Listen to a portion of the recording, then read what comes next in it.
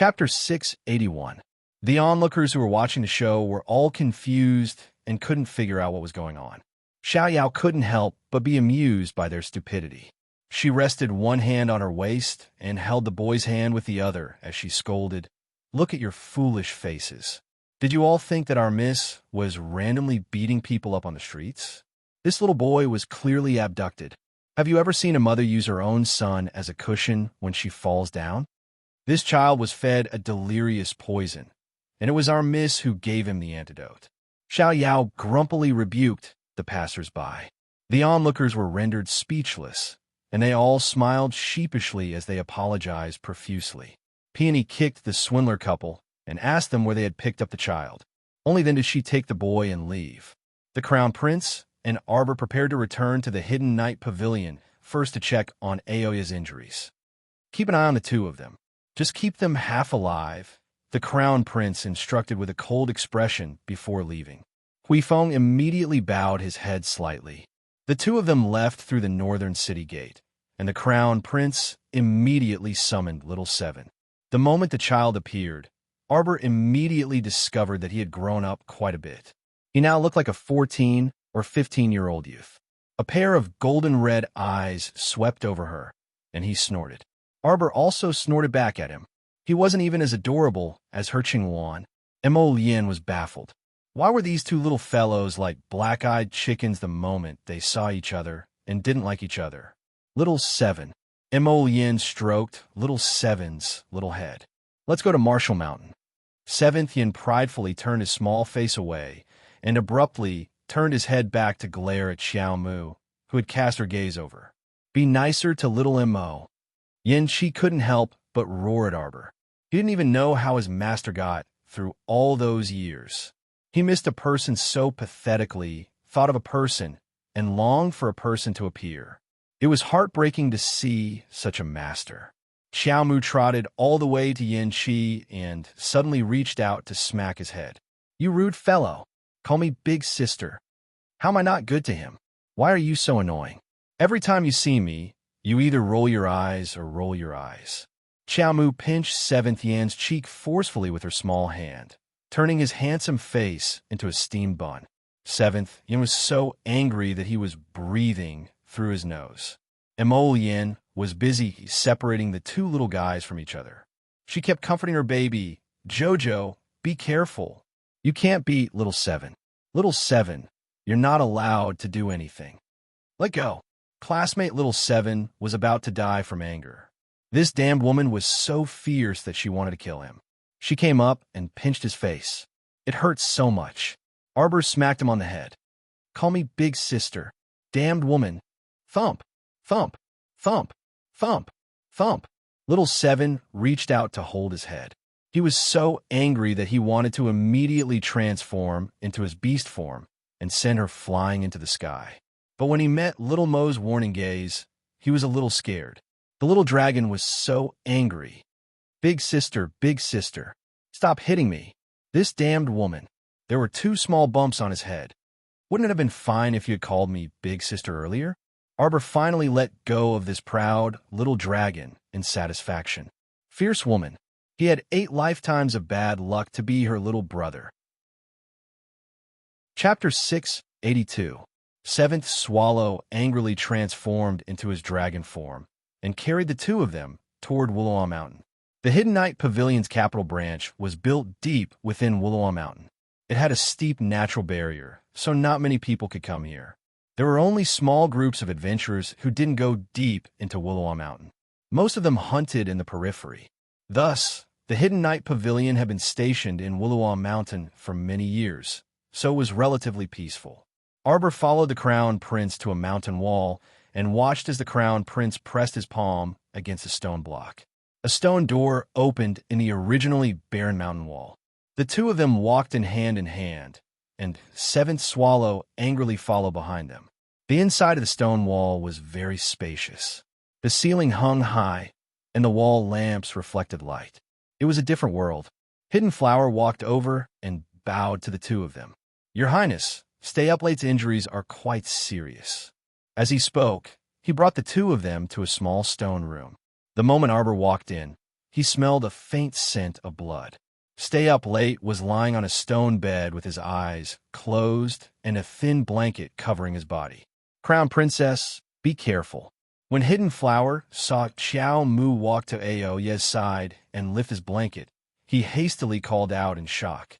Arbor's hands were like flowing clouds. He quickly lifted half of Stay Up Late's blanket. A pitch-black withered branch that looked like a ghost claw suddenly shot out of his chest and went straight for Arbor.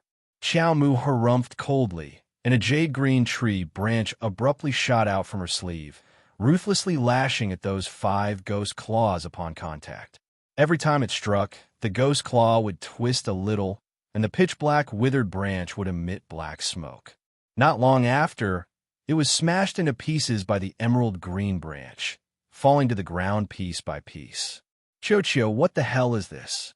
Arbor actually didn't know what had come out of Stay Up Late's chest. Thus, he communicated with it telepathically.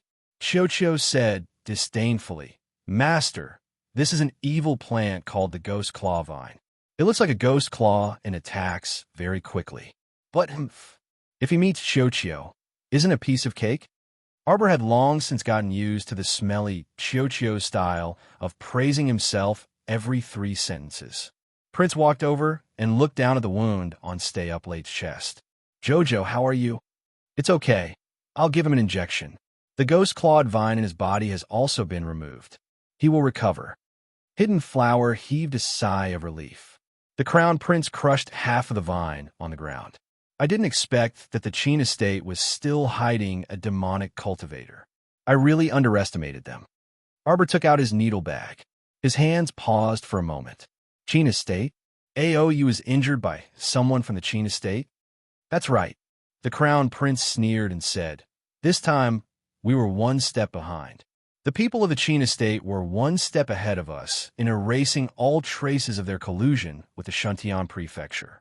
It's really disappointing that we couldn't convict them. Moreover, even Ao Yi was heavily injured by the Qin estate's people. In this confrontation, the Crown Prince had suffered a hidden loss. The Qin estate had only lost an insignificant batch of pills. Speaking of which, he had lost this round. The 2 people from the Qin estate were indeed very smart. They were really 2 difficult bones to chew. Arbor seriously finished giving Ao Yi the injection and fed him 2 healing pills. Since I'm going to take good care of him for the next 2 days. He needs to rest for about 7 days. Hidden Flower nodded and sent the 2 people out of the stone room, bidding them farewell respectfully. Chapter 683. Wu Residence, Eldest Master, Eldest Madam, it's bad, it's bad. The manservant guarding the door frantically ran in and shouted, The Supreme Court has come to arrest Eldest Mississippi. What? The teacup in Master Wu's hand fell to the ground with a clang. He jumped up from his seat and angrily glared. What nonsense are you spouting? When did Xiaosu commit a crime to trouble the Supreme Court's people to come arrest her? As he spoke, 2 officers from the Supreme Court had already walked through the door and cupped their hands towards Master Wu.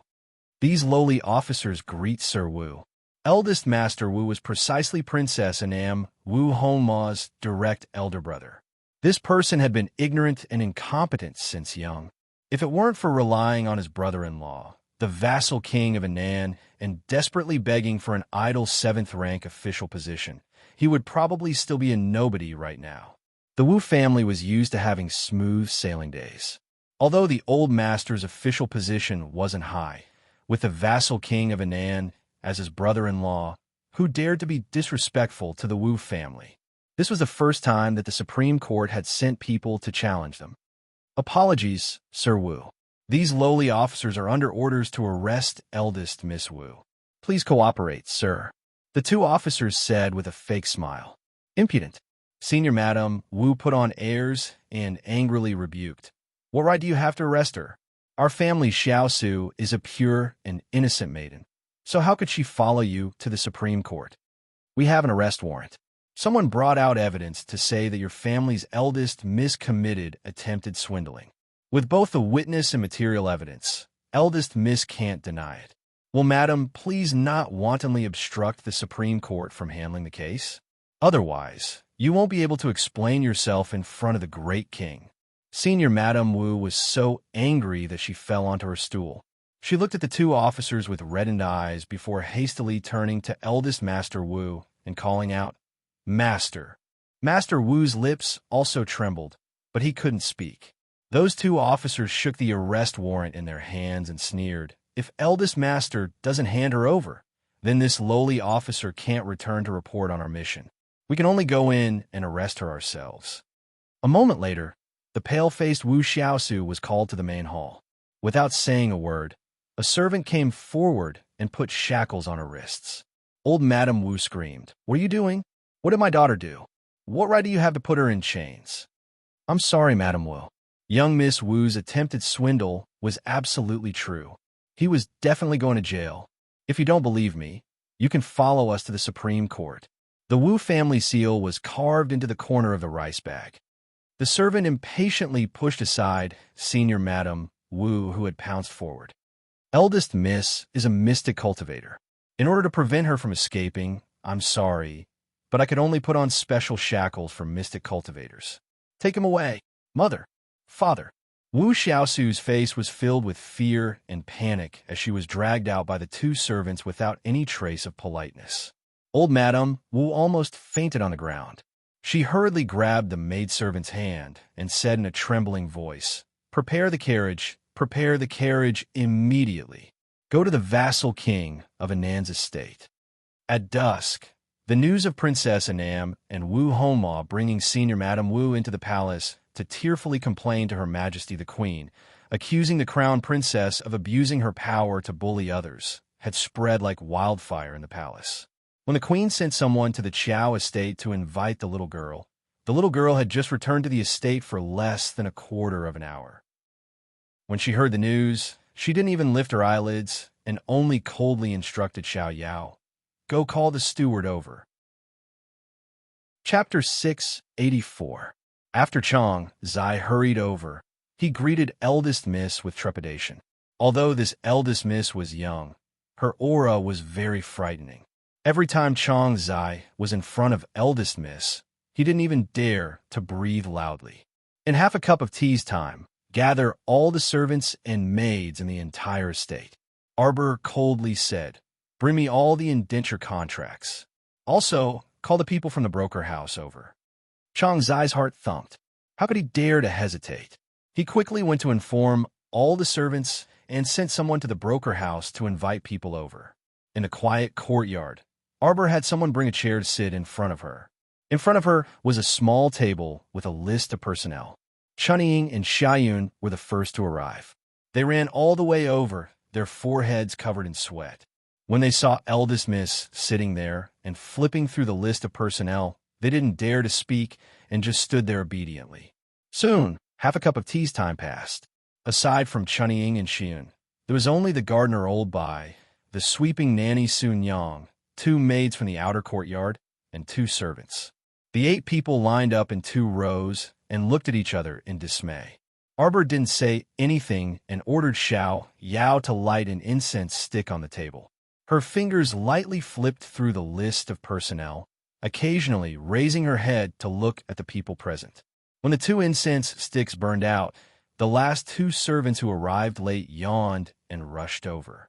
Seeing many people standing in the courtyard, the 2 servants hurriedly squeezed behind the crowd.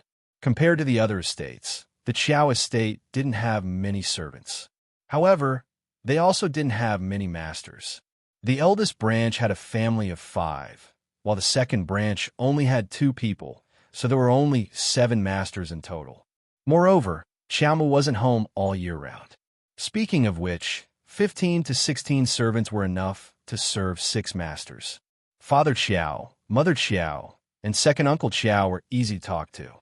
Usually, there wasn't much work at home. Just look at how undisciplined these people were. Arbor sneered. He had Chunying and the other 8 people stand to the side and coldly looked at the remaining 7 or 8 servants. "Steward Chang, you didn't inform them to come see me in half a cup of tea's time?" Arbor coldly asked. "Understood," Chang Zai said in a trembling voice. "You dare to do this even after being notified. That means you don't have any respect for your master." Arbor sneered again. 10 strokes each. "We'll talk after that."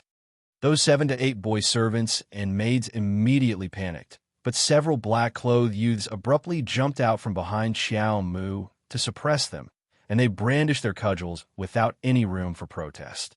Among them, there was a boy servant that Xiao Mu recognized. He was precisely her younger brother, Qiao Sen's lackey, who was making the most noise and yelling the most viciously. After each of them hit 10 times without missing a beat, the black-clothed youths retreated behind Arbor in a well-trained manner. Arbor coldly glanced at the crowd. "If you still dare to howl, I'll hit you 20 more times." In an instant, there was complete silence in the front courtyard. "I've summoned all of you here today because I want all of you to honestly answer a question of mine." Arbor's eyes were unusually cold as he swept his gaze across the row of servants standing in front of him.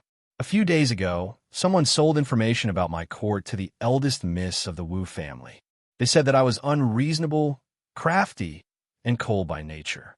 They said that I didn't like people to serve me at close quarters. They even dismissed the people of Nanju Garden." As soon as Arbor finished speaking, the last 2 young servant girls who had blended into the crowd lowered their heads.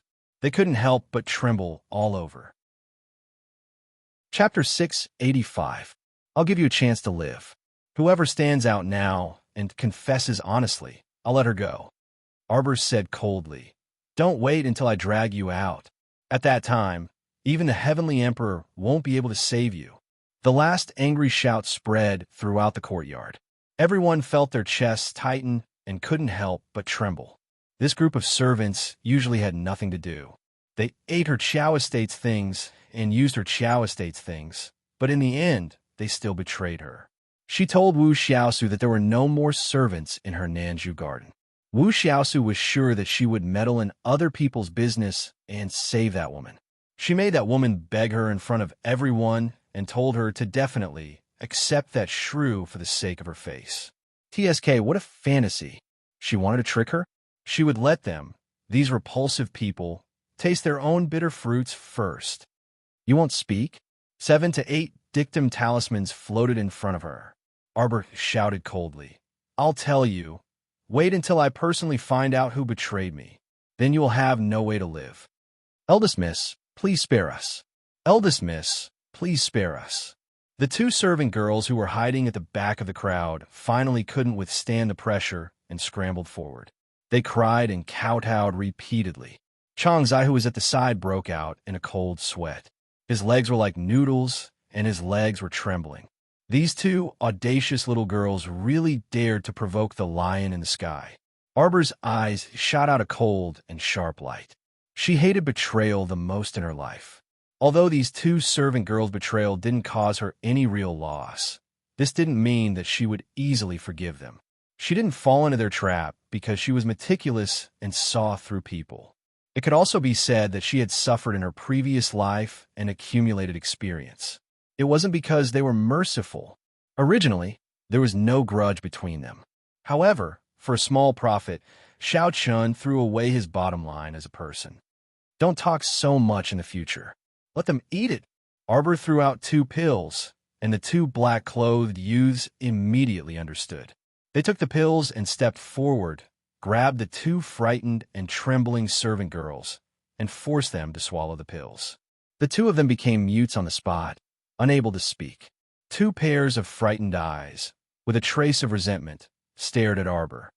"You're not convinced? Then I've changed my mind." Arbor looked coldly at the 2 girls who were glaring at him with hatred. "Kill them." The 2 maidservants' pupils suddenly shrank. They opened their mouths, but found that they couldn't make a sound. In the next second, 2 cold lights flashed past their necks, and a red liquid sprayed out. Everyone felt as if their hearts were being gripped tightly by something, and they didn't even dare to breathe loudly. In the future, if anyone dares to reveal any of the trivial matters of my Nanju garden to unrelated people, they will be punished. That's the outcome. If you can't control your mouth, then don't ask for another mouth in the future. Chunying knelt on the ground with a plop and said with fear and trepidation, "Eldest Mississippi, this servant will scrupulously abide by her duties and won't dare to blabber nonsense." Arbor shook his head, looked at her, and said, "From now on, I'll give you the right to manage the household. Cheyenne, you'll replace Chunnying and serve my mother. The 8 of you, starting from this month, your monthly allowance will be doubled. Arbor's words stunned the 8 maidservants who had arrived first. As for the rest of you, Arbor looked coldly at the servants who had arrived late, putting on airs to the heavens, putting on airs even more than your masters. My Chow estate can't afford to support you. Sell them all. Chapter 686. When the servants heard this, they felt as if the sky was about to collapse. They had been eating and living well in the Chow estate for the past 2 years, and they were used to living a good life. Now that the Chow estate had been promoted to a marquee estate, their lives were even more prosperous. Compared to the children of other poor families, they were all as comfortable as young masters and misses. Now, eldest miss actually wanted to drive them out with just one sentence. This time, everyone panicked, and they only hated that they had offended eldest miss, this ancestor.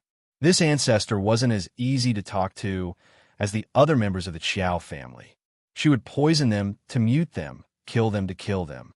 Her swift and decisive methods were completely unlike the other people in the Chow estate who were soft and docile. The servants all cried and begged for mercy. But how could Arbor care about them?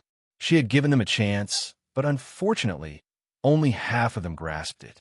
Since that was the case, she didn't need to be polite with them. It's so noisy, so annoying. Drive them all out. Arbor threw the name list on the table and beckoned to Chunnying. Chunnying hurriedly ran over and respectfully bowed to pick up the name list on the table.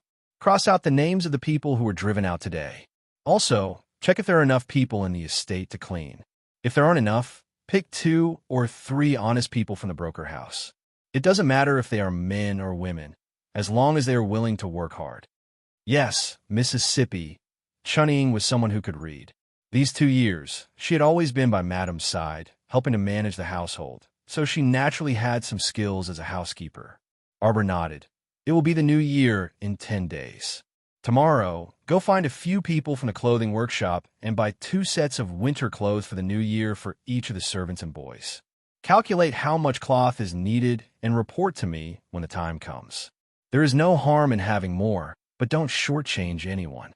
Chunnying's mouth was slightly agape. Even the servants and manservants beside her were looking at their little mistress in a daze. Their master, who was still furious just now, was now softly talking about giving them more clothes for their monthly allowance, so that they could happily celebrate the new year. Yes, Mississippi, Chunnying curtsied, her face beaming with joy as she agreed. Xiao Yao pursed her lips and smiled. Actually, her young miss was the easiest to get along with. As long as everyone did their jobs well and didn't cause trouble, her young miss wouldn't care what they did for the rest of their time. Standing to the side, Chong Zai, whose legs were still trembling, suddenly knelt down with a thud and weakly called out, "Eldest Mississippi." At this time, Arbor's anger had already dissipated by half. When he turned to look at Chong Zai, his expression was a little better. You didn't manage your family well, and there were many incidents in your family. Do you know your crime? Eldest young miss, this old servant knows his wrongs. I beg eldest young miss not to chase this old servant out. Chong Zai trembled as he spoke. The gardener, Old Bai, who was on good terms with Chong Zai, also fell to his knees. He kowtowed and stammered, "Young miss, I can't double the monthly allowance. I beg, young miss, don't kick big brother Chong out." They were all ordinary people, and Chong Zai was already over 50 years old. If he was kicked out, he definitely wouldn't be able to find work. When the time came, there really wouldn't be any way to make a living. Sun Yang and the 2 of them were the first to enter the residence, so their friendship was naturally different. When she heard this, she also quickly knelt down and pleaded with Arbor. Chiao Mu looked at them expressionlessly, causing the trio's hearts to beat like a drum, feeling very uneasy. Chapter 687. Chong Zai was deeply afraid of implicating the 2 old fellows and hurriedly cried, "Eldest miss, please don't be angry at Old Bai and Sun Yang. This matter has nothing to do with them. I'll just leave." After saying this, he turned to leave with a hunched back. Arbor coldly called out, "Stop right there." Chang Zai's steps froze. Arbor glanced at the three. So you two are willing to give up double your monthly allowance for Chang Zai? Yes, yes, yes. Eldest miss, we are willing. The two nodded in unison without hesitation. You are also willing to leave the Qiao estate on your own. Will you bear a grudge against me? Arbor raised her brows and looked at Chang Zai. Chang Zai hurriedly turned around and fell to his knees again. This old servant does not dare. All these years, this old servant has received the Qiao estate's grace and has been taken care of by master and madam. Even if I leave the estate, I do not dare to betray my masters. Rise. Arbor speechlessly looked at the three of them. When did I say that I want to drive you out of the estate? Chang Zai, Old Bai, and Sun Yang were all startled and carefully thought back. That's right. When Miss had been angry just now, she had not said a single word about driving Chang Zai out. At most, she had ignored Steward Chang. I removed you from your position as the steward only because I felt that you weren't too suited for the position of steward. Xiao Mu sighed as she explained, although you are indecisive in handling matters, you are a loyal and righteous person. You have followed my parents for so many years. Even if you have not performed meritorious deeds, you have still worked hard. How could I drive you out? Could it be that in your eyes, I, your miss, am so unreasonable? Chang Zai hurriedly said that he did not dare. Old Bai and Sun Yang were not good with words and could only follow Chang Zai's lead and say that they did not dare. All right, all of you rise. Arbor moved her fingers and took out 2 small pouches. Xiao Yao pursed her lips and smiled. She knowingly took 2 small bags and walked over to Old Bai and Sun Yang. She handed them to them. Here, this is a gift from Mississippi. Take it and calm your nerves. The 2 of them got up from the ground in a daze. Each of them stupidly hugged a small bag and peeked inside. There were 2 pieces of ham inside. These days, meat was much more expensive than rice. This was a bountiful reward. Old Bai and Sun Yang both stared blankly at their little master.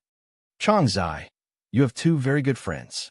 At this time, Chang Zai already knew that the young miss would not chase him out of the house, and his nerves were no longer as tense. Hearing this, he smiled from the bottom of his heart and nodded repeatedly. From now on, you can work in my parents' Li Jing garden. Arbor said faintly, you're getting old. You can just ask me to do some trivial things. Many thanks to Miss. Many thanks to Mississippi. Chang Zai secretly wiped his old tears, his heart feeling more and more guilty. He didn't manage to cure the house, but the young miss did not blame him and even allowed him to stay. In the future, when he took care of the master and madam's small courtyard, he could not be so careless. He absolutely could not fail to live up to the young miss's trust in him. Arbor nodded and let them leave first. Chunying also took the remaining 2 servants and 2 manservants to leave, looking for the trafficker to choose servants. Soon, a black-clothed youth flashed to Arbor's side and whispered a few words to her. Arbor slightly raised an eyebrow, a cold light flashing through her eyes. Wait for me to go out and take a look. Master, the green mammy by the queen's side has been waiting for a long time. Arbor's footsteps paused, and she nodded to the youth. Go call her over. Chapter 688. Arbor waved his hand to dismiss the other hidden guards before leading a hidden guard named Lightning to the door. Lightning and Hui Feng, who served the crown prince, both came from the hidden guard camp, which was a bit different from the nature of the Hidden Knight Pavilion's work. Arbor finally understood everything now. Those with the word hidden in their names, such as Hidden Flower and Hidden Current, were all members of the Hidden Pavilion and specialized in assassinations. However, when those idiots were idle, they liked to visit the Night Pavilion to cause trouble. As for those with the word E in their names, such as Charming Night and Midnight Supper, they were all members of the Night Pavilion. Their main job was to travel to various large cities and towns to gather intelligence. Sometimes, they might even have to travel to faraway countries to gather all kinds of intelligence. The hidden guards from the Hidden Guard camp were usually the Crown Prince's bodyguards. Of course, when the Hidden Night Pavilion was very busy, the hidden guards might have to lend a hand or something. The Crown Prince's Hidden Night Pavilion's Hidden Guard camp had been established for who knew how many years. Its scale was already very large, so it was quite easy for Arbor to use it directly. especially the hidden guard camp. It was said that the great king's father, the old Grand King, had directly passed it down to the crown prince when he was still alive. There were also some extraordinary people that Arbor had never seen before. Arbor had just arrived at the door with Lightning when he saw the manservant hugging his younger brother and refusing to let go. The manservant was wailing loudly, as if he wanted to vent all of his grievances. The slave trader stood to the side and watched awkwardly. Apart from a manservant who seemed to be on steroids and refused to leave Xiao San's side no matter how hard he tried, the other maids and manservants all shrank behind the slave trader listlessly, not daring to resist at all. Arbor raised his hand and pointed. Lightning's figure flashed, and he reached out to pick up the wailing manservant. Arbor waved at his younger brother. "You're back, sister." Xiao San was baffled by his manservants crying as soon as he returned from the academy. When he saw Arbor standing at the door, he hastily ran over and pulled on his sister's hand, asking, "Sister, what happened? Why is Adong crying like this?" Arbor didn't hide it from him. He told his brother everything and then asked, "Do you want to keep this kind of servant who bullies his master?" The manservant hurriedly crawled to kneel in front of Xiao San and cried out, young master, you can't abandon this servant." Xiao San's little face flushed red. He went up and kicked the manservant. "How dare you be so disrespectful to my sister? He deserved to be sold. This young master doesn't have a wicked servant like you. Leave immediately. Let me tell you, even Big Brother Crown Prince has to listen to my sister. Of course, I am no exception. Even this young master had been ruthlessly beaten by my elder sister, let alone a manservant like you. You really have no discernment. You actually foolishly went against the wind and committed a crime. You're the biggest joke in the world, trying to challenge my elder sister? How capable do you think you are?" Our dear Xiao San was someone who knew when to yield and when not to yield. He had long discovered that his elder sister was the one in charge of the entire family. Even someone as powerful as his big brother had to listen to his elder sister. What kind of thing does a manservant like you think you are? How dare you climb all over his elder sister? You deserve to be scolded. Our dear Xiao San hurriedly drew a clear line between himself and the manservant, indicating that he wasn't on the same side as him. He pulled his sister towards the door. Chapter 689. This child had been raised by the old madam's side since he was young and had been spoiled to the point of being out of control. Fortunately, he was a little fearful of his older sister now, so she could still control him. Otherwise, it would be harder to teach him in the future. Arbor glanced at this mischievous child in amusement and exasperation. She shook her head and followed him through the door. Coincidentally, the green mammy was led all the way here. When she saw Arbor, her expression darkened slightly. She took a few steps forward and curtsied hastily. "Eldest Miss Xiao, can we leave now?" "Oh, wait a moment," Arbor said carelessly. The green mammy's expression became even more unsightly. "Wait a moment? This old servant is afraid that this old servant can wait, but Her Majesty the Queen can't. How do you know whether Imperial Mother can wait or not?" Emollien's voice drifted in from the door. The green mammy was slightly alarmed. She quickly turned around and led the two junior palace maids to perform a standard curtsy to the crown prince. "Greetings, Your Highness." Arbor pattered to the crown prince and tugged at his sleeve. "Take me to the place where Wu Xiaosu is imprisoned." The crown prince nodded and turned to look at the green mammy and the others. "Go and reply to Imperial Mother first. Just tell her that we will come over in an hour." The green mammy's eyes narrowed slightly, and she hastily said, "Your Highness," but the crown prince's cold gaze shot over and landed on the green mammy. "You don't understand?" The green mammy was so frightened that cold sweat dripped down. She hastily knelt on the ground with a thud and pressed her head firmly as she repeatedly said, Yes, this old servant understands." The crown prince held Arbor's small hand and walked out. Before they left, Arbor glanced at the kneeling green mammy, who was secretly peeking at her from the corner of her eye. Her lips curled in a cold smile. Wu Xiaosu had been imprisoned in the Supreme Court's prison for nearly 4 hours. The two people's carriage went straight to that place. When they arrived at the Supreme Court, the Xiaoqing had already received the news and came out to welcome them. He led the two people to the prison. The cell door opened, and a long flight of stairs appeared under everyone's feet. Arbor glanced at the Crown Prince and tugged at his sleeve. The Crown Prince looked at her in amusement and whispered, "You're going down alone?" Arbor nodded. The Crown Prince looked at her helplessly. "What? Are you still whispering to each other?" As he spoke, he turned to the Vice-Chancellor of the Supreme Court and said, "Let's stay here." Let the jailer open the door for the Crown Princess. "Yes, yes."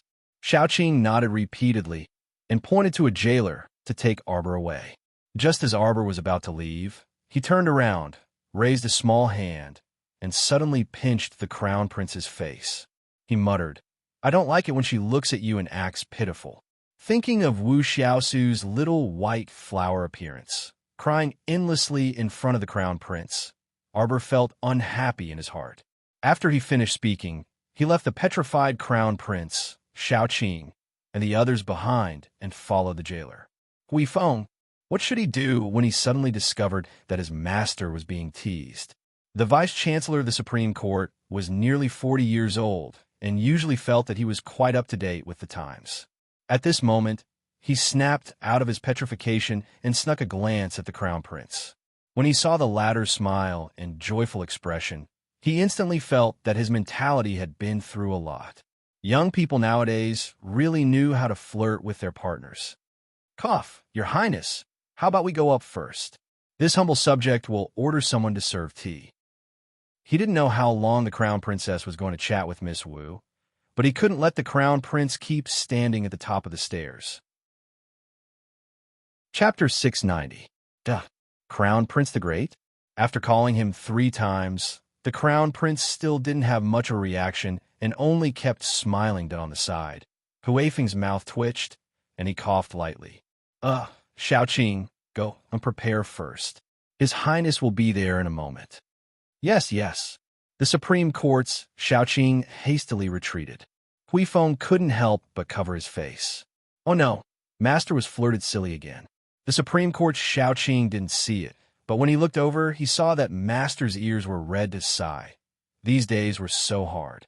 The Crown Princess casually flirted, and my Crown Prince's soul left his body. "Your Highness, cough, don't stand at the top of the stairs and smile foolishly. Xiaoqing invites you over for tea." Huifeng helplessly poked the Crown Prince. Mo Lien returned to her senses and blinked her phoenix eyes. "Where's Jojo?" Huifeng almost missed a step and rolled down the stairs. The Crown Princess, who ran off after flirting, had no idea that she had flirted a man silly with one sentence. Under the jailer's lead, they arrived at the door of an independent prison cell. This type of prison cell used to imprison mystic cultivators was of a higher level, and there was an additional confinement talisman matrix on the cell door. Normal mystic cultivators couldn't escape from this prison filled with confinement talisman matrices if they wore specially made shackles and handcuffs. However, it was said that ding, escaping from prison was a common occurrence. Even if you had 17 or 18 talisman matrices, escaping from prison was a matter of minutes for him. The prison cells on both sides were empty, and Wu Xiaosu was being held in this one. The jailer brought Arbor to the door of the prison cell. Under Arbor's signal, he opened the door for her and tactfully retreated far away. Arbor stepped through the door, and her gaze landed on Wu Xiaosu, who was huddled in the corner. Wu Xiaosu looked up when she heard footsteps. When she saw that the person walking against the light was Arbor, her eyes abruptly widened, and she pounced at Arbor like a hungry tiger pouncing on its prey. However, when she was several steps away from Arbor, her figure was abruptly pulled to a stop by 2 iron chains. Her arms were firmly bound by 2 iron chains on the wall. She could only bare her fangs and brandish her claws at Arbor, but she could never reach her. Arbor stood in front of Wu Xiaosu and looked at her indifferently. "I couldn't figure out why you kept trying to get close to our Qiao family." Later, the Crown Prince secretly told her that the palace maid who poisoned her at the banquet had a brief contact with Princess Anam. This goal was already very clear. Princess Anam wanted to avenge her good daughter, Commandery Princess Huiyan. The vassal king consort of Nan, Wu Hongmao, is your aunt right? Wu Hongma had been plotting against her since the day of the banquet. What a whimsical woman. He wanted to give her a slow-acting poison so that she would eventually die unknowingly. That way, the crown prince wouldn't be suspicious. This method of poisoning was simple and crude. It could be said that if she succeeded, it would be a good plan. Unfortunately, no matter how much she calculated, she overlooked the fact that Xiao Mu was also well-versed in the study of poison and had read thousands upon thousands of poison scriptures. This kind of concealed, slow-acting poison might be quite stealthy and undetectable to other people, but to Xiao Mu, it was truly too common. Wu Xiaosu was ordered by Wu Hongma to pretend to get close to the Qiao family so that she could enter the family and find an opportunity to continue poisoning Arbor with slow-acting poison. Unfortunately, second Miss Qiao didn't like her from the start. Eldest Miss Qiao was as cold as ice and unapproachable, so she didn't have a chance. Chapter 691. As a result, she found someone to put on a show to trick Arbor. If the trick succeeded, Arbor would take pity on that shrew and bring her back. Naturally, she would have a chance to hibernate by Arbor's side and slowly continue to spread the poison. However, it was a pity that this Wu Xiaosu was young and impatient in the end.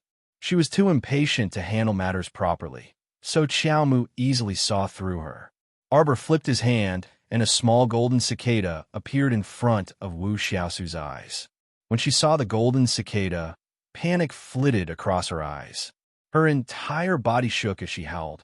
"Arbor, what are you doing? I want to see Her Majesty the Queen. I want to see the Empress Dowager. I've been wrongly accused. Your so-called witnesses and evidence are just rumors and rumors. I didn't engrave the Wu family's seal on the inside of the rice bag." This was a blatant attempt to frame him. Arbor slightly curled his lips and didn't answer. Instead, he moved his finger and a body immobilization talisman floated out. "You." Wu Xiaosu's entire body was cold. She opened her mouth in shock, but suddenly felt that her entire body couldn't move. With a slight flick of Arbor's finger, that small golden cicada flew into Wu Xiaosu's mouth and slid down her throat. Wu Xiaosu's eyes were filled with horror. If her entire body wasn't frozen, she would have already collapsed to the ground, trembling. Arbor's lips curled into a cold smile. Didn't Wu Xiaosu have that stupid woman on the street follow her home and wait for an opportunity to get close to her bedroom? She wanted to stuff this poisonous golden cicada under her bed and let it emit poisonous gas over time. TSK, why go through so much trouble? Just directly feed it to Wu Xiaosu and let it play its role in Wu Xiaosu's stomach. After Arbor finished dealing with Wu Xiaosu, he left her frozen like this. He didn't even help her resolve her predicament and leisurely left. When the two entered the palace hand in hand to see the queen, eldest Madame Wu's eyes were swollen from crying. Princess Anam even held back a bellyful of anger and drank tea for 4 hours. Without waiting for Princess Anam to make a fuss, the crown prince ordered people to bring the witnesses and material evidence to the queen and state the facts. Seeing the queen's silence, Senior Madame Wu became anxious. Xiaosu is still a virgin and is the princess consort's niece. Wouldn't it be a disgrace to the Wang clan if they were imprisoned like this? Besides, she was just a child and had accidentally offended the crown princess. The crown princess hasn't suffered any losses yet, so why can't she just take a step back? A country has its laws, and a family has its rules. Are you looking down on the law? The crown prince said indifferently. 3 months in prison is already a light punishment. Could it be that eldest Madame Wu wants her daughter to be beheaded for the crime of disrespect? I hope that after Miss Wu is released from prison this time, the Wu family will properly control her words and actions. Don't make any more mistakes, otherwise, we won't let her off easily. The next day, the queen still wanted to persuade her son to let Miss Wu go. After all, girls were prideful. Wouldn't it make people laugh to death if she came out of prison after 3 months? In the end, she received news that her son had left the capital early in the morning with his wife for Bailon. It was already the new year, yet they were still going out. Queen Zhao was so angry that she cursed her for raising a fake son. At this time, The young couple was already in the suburbs and had ridden on the same horse for some distance. From afar, they saw a small team of 7 to 8 people running toward the city gate in a fluster. Behind them was a large group of zombies that were running crookedly. There were at least 30 to 40 zombies. Although their running speed wasn't slow, they were all missing arms and legs, and their postures were twisted. Chapter 692.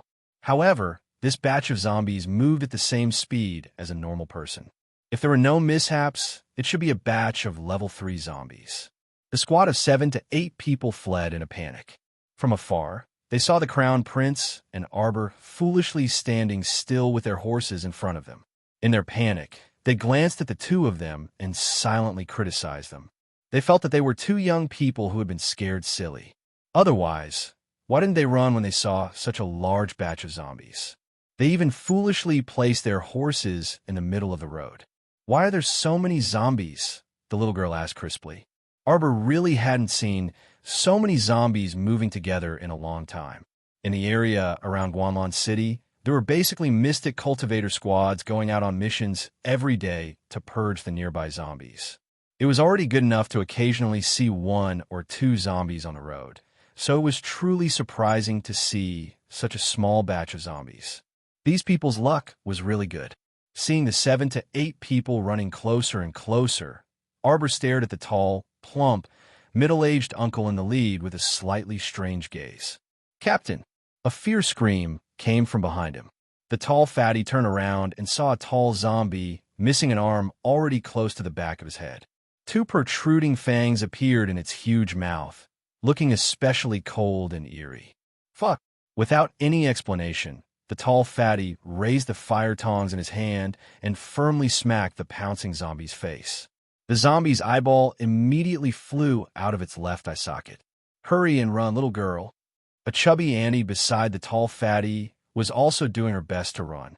The moment she opened her mouth, she spat at Arbor and Lien, gesturing for them to quickly turn around and run into the city. Although the chubby Annie was wide and fat, she was very agile and abnormally fast. She was a speed-type superpower user. Seeing them running over in a hurry, Arbor's beautiful eyes scanned the faces of the 8 people in the squad. The more he looked, the more radiant his eyes became. "What are you looking at?" Lien reached out and pulled the little fellow's face back. This child was staring at her without blinking. Was he really that good-looking? The team consisted of 8 people, young and old, men and women, all of whom looked ordinary. He really didn't know why his Jojo couldn't take his eyes off them. "Come over quickly." Xiao Mu waved her hand at Fatty Gao and company. "Hurry, hurry." Fatty Gao's mouth twitched. "Little girl, run. Don't just stand there. We really can't handle these dozens of level 3 corpse puppets. Get down, all of you." The little guy waved his hand forcefully. Everyone looked at her in confusion, only to see the fair and tender little girl take out a round thing from her sleeve. Lien's eyebrows twitched slightly. She was just about to grab the little fellow's little hand. The round core ravaging thunder had already been thrown out by her and landed in the midst of the zombie horde. Boom! A huge explosion shook the earth and the mountains. The 8 people in the squad rolled on the ground with stupefied expressions. They hugged their heads and lay on the ground, looking up at the little girl who was leaving. "Huge Bear Squad, wait for me to come back. See you." The little girl hugged the youth's waist and turned to wave at the group of people lying on the ground. Who dares to be so impudent at Guanlan City's North Gate? Several angry rebukes were mixed with several fierce figures flying out of the city gate. Chapter 693. The 8 members of Huge Bear Squad continued to lie there motionlessly, holding their heads as they stared ahead in a daze. The core ravaging thunder had blasted a huge crater in front of them, and none of the 30-odd zombies were spared. All of them were blown to smithereens. Several mystic experts stationed at Guanlan City's North Gate flew out of the city and were stunned when they saw this scene. The members of Huge Bear Squad slowly crawled up from the ground after a long while. Everyone looked at each other in bewilderment. "Captain, WWR Huge Bear Squad is so famous now?" Even a random little girl passing by can call out our huge bear squad's name. Two lumps of red appeared on a young team member's face in excitement. Huge bear squad's captain, Gao Sheng, irritably slapped the back of that team member's head. What nonsense are you spouting? It must be because she saw the badges we're wearing on our chests. Everyone looked down. The huge bear badge wasn't very obvious, and the bear carved on the badge wasn't mighty. To be honest, could that girl really tell that this badge was a huge bear? What exactly happened here? A mystic guarding the city solemnly looked at Captain Gao Sheng. Gao Sheng smiled foolishly and rubbed the back of his head. It's just that just now, our squad accidentally attracted a group of zombies to chase after us. An expert passed by and helped us take care of the zombies. Ah, right, with a huge bear squad that went to the north slope to dig up wild vegetables. Now that the mission is complete, we plan to return to the city. The mystic guarding the city looked at the badges on their chests and nodded. According to the rules, you guys will first stay in the tent area outside the city for a few days. You can only enter the city when it's about time. Okay. Everyone understood the rules, so Gao Sheng nodded without objection. Only then did he lead his teammates to the tent area at the North City Gate.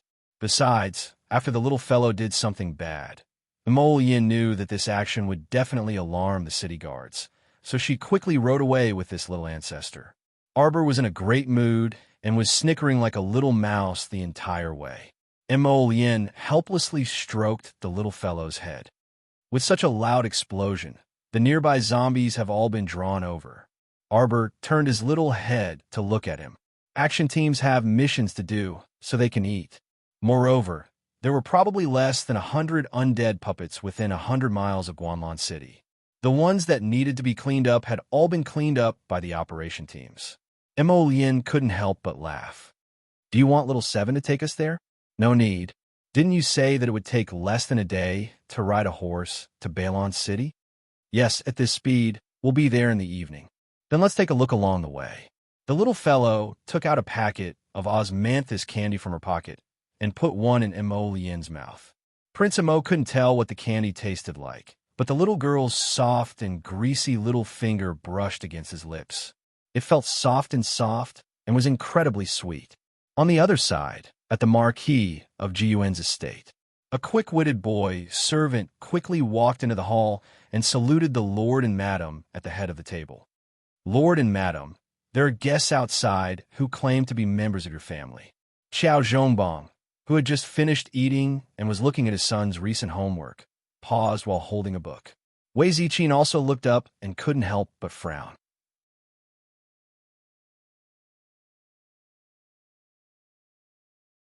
Chapter 694. Clansmen of the main clan? Wasn't that? Ha ha ha. Zhongbang, why didn't you tell the main clan that you've moved to Guanlan City for so long?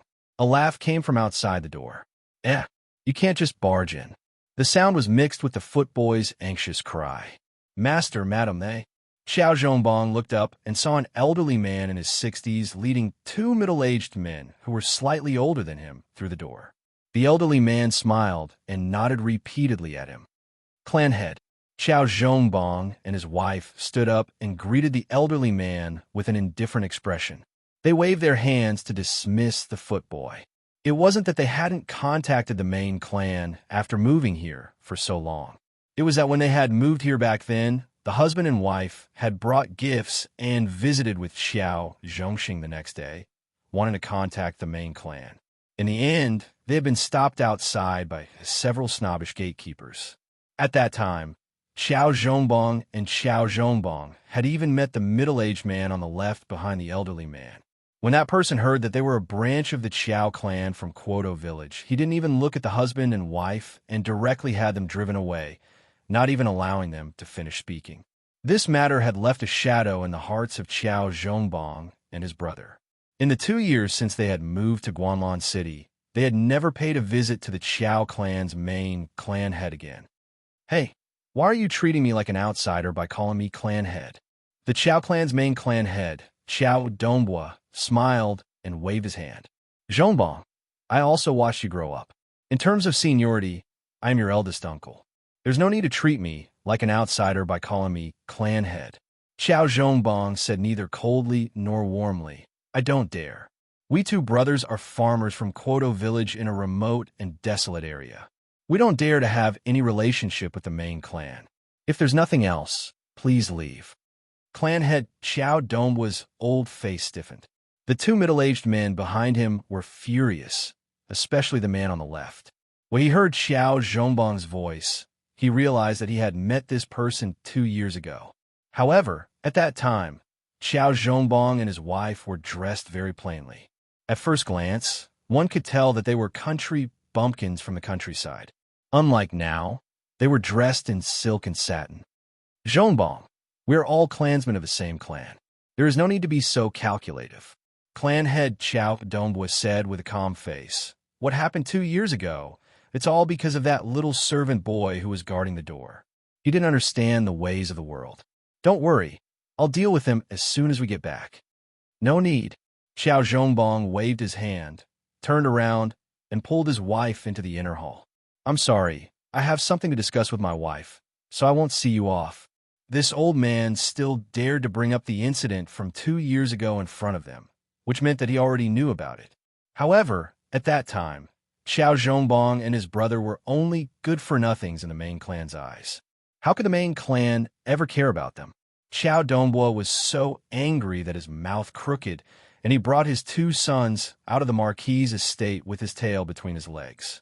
Xiao Zhonda immediately cursed. Dad, he's only a good-for-nothing who obtained the marquis title because he sold his daughter for glory. Does our Xiao family still need to rely on him? A good-for-nothing is about to break through to the peak of level 7 Mystic Cultivator realm. What about you? You're just a mere level 6 Mystic Cultivator, yet you keep calling someone else a good-for-nothing. The clan head's words shocked Xiao Zhonda. Earlier, he was only concerned about being angry and didn't pay attention to Xiao Zhongbong's cultivation at all. Chapter 695. What do you know? I heard that this future crown princess is deeply doted on by the crown prince. She herself is also a very capable child. If she can return to our clan, reputation, status, resources, wouldn't they have everything they could wish for? He heard that His Highness the Crown Prince frequently sent gifts to Xiao Zhongbong and his wife, being incredibly diligent. Xiao Zhonda only felt his teeth ache as he muttered softly, but they have to be willing to come back first. Looking at Xiao Zhongbong and his wife's attitudes, it was impossible. Isn't it all your fault? Xiao Dongbo was so angry that he kicked his eldest son. You're such a blind thing. You offended that couple for no reason. I'm telling you, you have to think of a way for me. No matter how you beg, you have to invite that couple back to the main family. I want to see that child arbor's figure in the Qiao family competition after the Lantern Festival. A strange glint flashed through Xiao Dongbu's eyes. This crown prince's section break. Clatter, clatter, clatter. The little white horse galloped happily, galloping up the slope with the young couple on its back. When it was close to noon, the young couple had already galloped the entire way, with the crown prince carrying her in his arms. Arbor's hair and clothes were clean, neat, and elegant, without the slightest speck of dust. Moreover, she was jolting on the horse, already wanting to sleep. Not long after descending the slope, the two people stopped at the entrance of a small village. There should already be no one in this village. After all, the people nearby had either moved to Balon fortifications or definitely moved to the nearby Mo kingdom capital. Who would stay in such a withered, small, and dilapidated village? Moreover, there were hidden dangers in terms of safety. Who could guarantee that zombies wouldn't suddenly break through the window in the middle of the night? Pass through this village? Emolien lowered her head to look at the sleepy little fellow who was nodding incessantly, and she couldn't help but find it funny. Arbor reluctantly glanced at this village. From here, the village was very dilapidated, with broken walls and dilapidated walls, and there weren't many intact houses inside.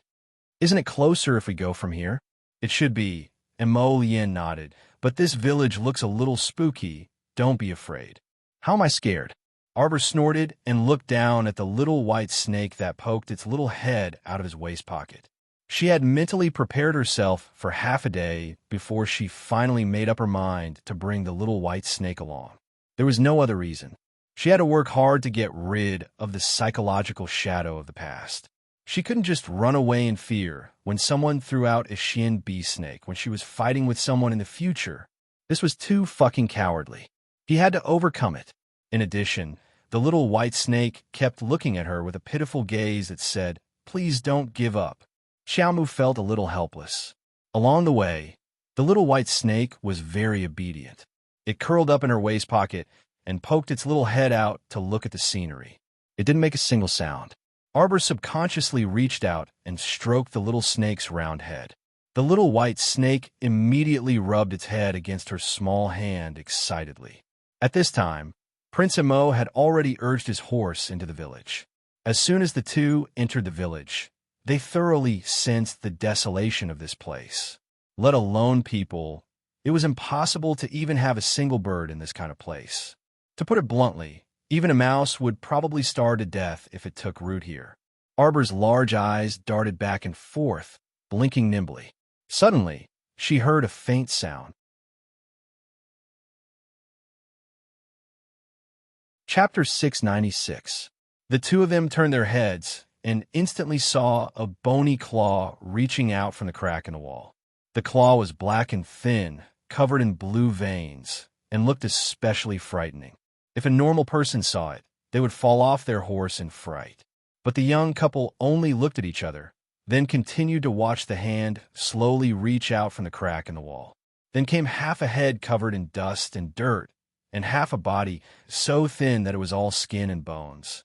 A pitiful man with a somewhat deformed head and a body as thin as a bean sprout crawled out from the corner of the earth. When his gaze met the young couple's, he was clearly stunned, and his entire body froze on the spot.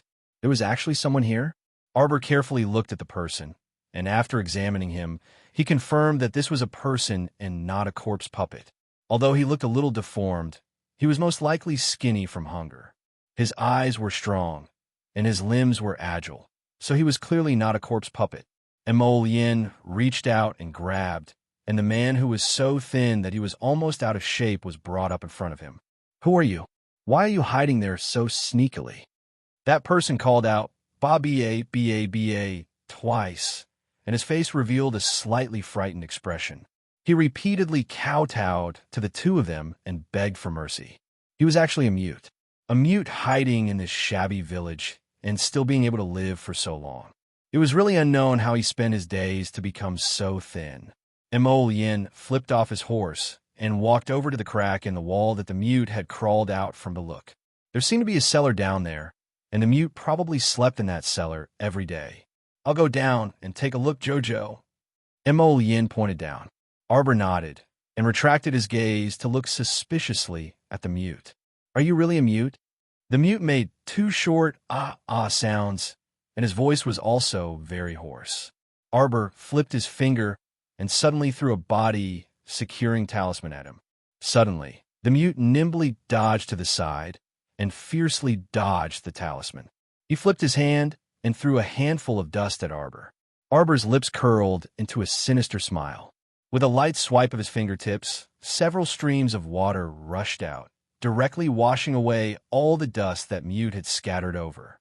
Mute was clearly taken aback, and his huge pupils contracted slightly. Water spirit? Impossible. How could such a young girl be a spirit master? That deformed Mute suddenly opened his mouth, and a snake's forked tongue abruptly darted out of his mouth. It wriggled and darted straight for Xiao Mu's small face. Arbor didn't expect the Mute in front of him to do such a disgusting thing. The snake's tongue was thick and fat, red with a tinge of black. It suddenly swept towards her face. In the blink of an eye, Arbor's finger trembled slightly, and his mystic energy seeped into the defensive ring on his fingertip, opening the eggshell in an instant. Thud! The snake's forked tongue hit the defensive barrier and made a soft sound. The serpent man retracted his tongue in pain, turned around, and ran away. Arbor let out a sigh of relief, only feeling that she had been disgusted. A white light flashed, and the little snake suddenly jumped out of Arbor's waist pocket. It passed through the defensive barrier without any hindrance and directly bit the back of Mute's neck. Ah! Mute let out a low, hoarse cry, and suddenly threw himself onto the ground. He slithered forward like a snake, struggling in his death throes. The little white snake's bite was very fierce, and in a flash, black smoke came out of Mute's body. Chapter 697. Mute's body was like a sieve. Small holes appeared all over his body, all of which were emitting black smoke. This black smoke came from his body. Gradually, he was enveloped by this thick black smoke, and his figure couldn't be seen clearly. When Emolien jumped up from the cellar, she saw this scene and jumped in fright. She quickly rushed to Arbor and pulled her into her arms. "What's going on? What could happen to me?" Arbor pouted and pointed at Mute. "He's the one who's in trouble." The white snake slithered out of the black smoke and softly pounced onto Arbor's hand, rubbing against her fingers cutely. Arbor stroked its head. Emolien, the white snake, bit him, and this person's whole body emitted black smoke. What kind of special skill is this? Emolien gazed deeply at the white snakelet. The white snake wasn't to be outdone. It raised its head and swept a disdainful glance at Lord Mo with its round eyes. This is the dark power of the Netherworld. It's one of the 3 extremely strong and strange powers outside of the 5 spirits. It hasn't appeared for close to 1,000 years. I once read about it in the mysterious records of the upper 3 continents. There are only a few words about the description of the power of the Netherworld. When the white snake heard this, it shook its head and looked at Arbor with an expression that said, praise me, pet me." Arbor was a little amused. She raised her hand and stroked its little head. This power of the Netherworld also has a special power. Anyone killed by the power of the Netherworld will be able to control the dead person's movements for a certain period of time, depending on the user's control of the power of the Netherworld, Emolien explained. At this time, after the black smoke dissipated, they saw Mute with his head drooping. He moved step by step in front of them. When he raised his head, his pair of eyes were gray. His long, snake-like tongue curled and stuck out. Demonic cultivator. Emolien looked at Mute with a cold expression. He's already dead. Jojo, should we leave now or go down and take a look? Let's go down and take a look. We can let this person lead the way. Arbor's eyes lit up. Emolien nodded. The cellar is connected to other places, but it seems to be connected in all directions. Without a guide, we may have to take a lot of detours. Then what are we waiting for? Let's go. Arbor was curious about the underground world. The 2 of them let Mute lead the way down the cellar. When they were brought to a rather large underground village, they couldn't help but be stunned. If they hadn't bumped into this Mute crawling out from the crack in the wall, they wouldn't have known that there was another path below the cellar, and that there was a village built below. Emolien narrowed her eyes. Such an underground village had appeared so close to the Mo kingdom capital. Before this, not even the slightest bit of news had leaked out. This was truly a bit unusual, and it made him vigilant. When Mute led them into the village, 2 burly men walked up to them and said with a smile, "Yo, you're back. You brought back 2 fat lambs so quickly? Not bad." As they spoke, their eyes rolled in circles as they stared at this pair of fat lambs in amazement. This graceful appearance, Tsk, a handsome man and a beautiful woman. If they were presented to the village chief, then Mute would definitely receive great praise. Mute didn't make a sound. Even the occasional sounds that he usually made were gone. However, no one paid attention to it. Chapter 698. Mute ignored them and led Arbor and Emolien straight into the village. There were over 100 families in the village. When they saw outsiders enter, they all came over to watch. Men and women, old and young, dressed strangely, their eyes revealing traces of ill intentions. Arbor expressionlessly swept his gaze over them and followed behind Mute with Emolien for a while. "Aha, my guests who have come from afar. Welcome." A deep and resounding laughter came from afar. A sturdy man was surrounded by many people and slowly walked towards Arbor's group. "Village chief. Village chief." The rest of the people respectfully bowed to the village chief. This man was about 30 years old and had a rather tall stature. His bright and spirited eyes swept over Xiao Mu and Mo Lien. And when he saw the two people's faces clearly, disbelief also flitted across his eyes. Such graceful and elegant people, they didn't look simple at all. How could they be so easily caught by Mute? Mute, these two people, where did you find them? Mute was silent and didn't make a sound. He only lowered his head and didn't say anything. HM, why aren't you saying anything? The man looked suspiciously at Mute, who had lowered his head. Usually, even though a Mute couldn't speak, he could at least make some gestures to explain what he was talking about. Hee hee. A clear laughter like a silver bell entered everyone's ears, closely followed by a fragrant wind. The woman who walked over quickly was about 27 or 28 years old.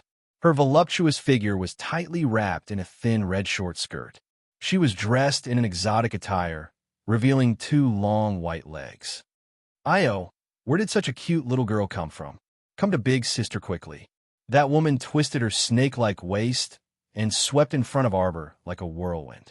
She hooked her hand and was about to pull Arbor into her embrace. Prince Mo didn't say anything and kicked at the woman. What protective feelings for the fairer sex. There was no such thing. The kick was vicious and accurate, aiming straight for the woman's thigh. Xiao Mu had originally thought that the woman's leg would definitely break with a crack, but who would have expected that the woman's leg would be as soft as a noodle, as if it had been stripped of its bones, and had actually evaded Crown Prince Mo's kick. Stinky man, go away. The woman's expression changed as she took 2 steps back. She hurriedly took out a handkerchief from her bosom and wiped it. Her thigh was not touched at all.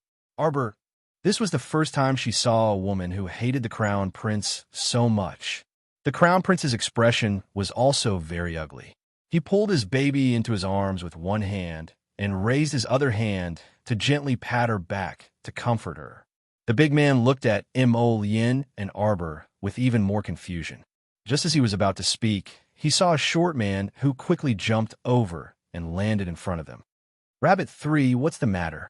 The short man called Rabbit 3 grinned and said, Village Chief, Mother Jeanne and the others are back. They said that they're going to have a barbecue feast tonight.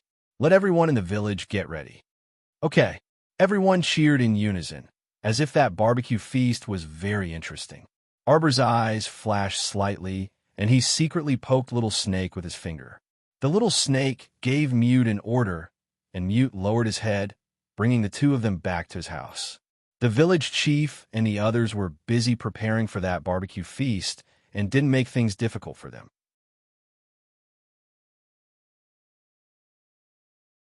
Chapter 699. It could be seen that everyone had a long-lost excitement on their faces, which made Arbor somewhat curious. What barbecue feast? It made the entire village seem like it was New Year's in advance as everyone busied themselves. Because this barbecue feast would only be held at night, Arbor and Mo Lien followed Mute back to his room. Upon returning to his room, Mute collapsed limply onto the ground, motionless. Little Snake's nether energy can only be controlled for so long.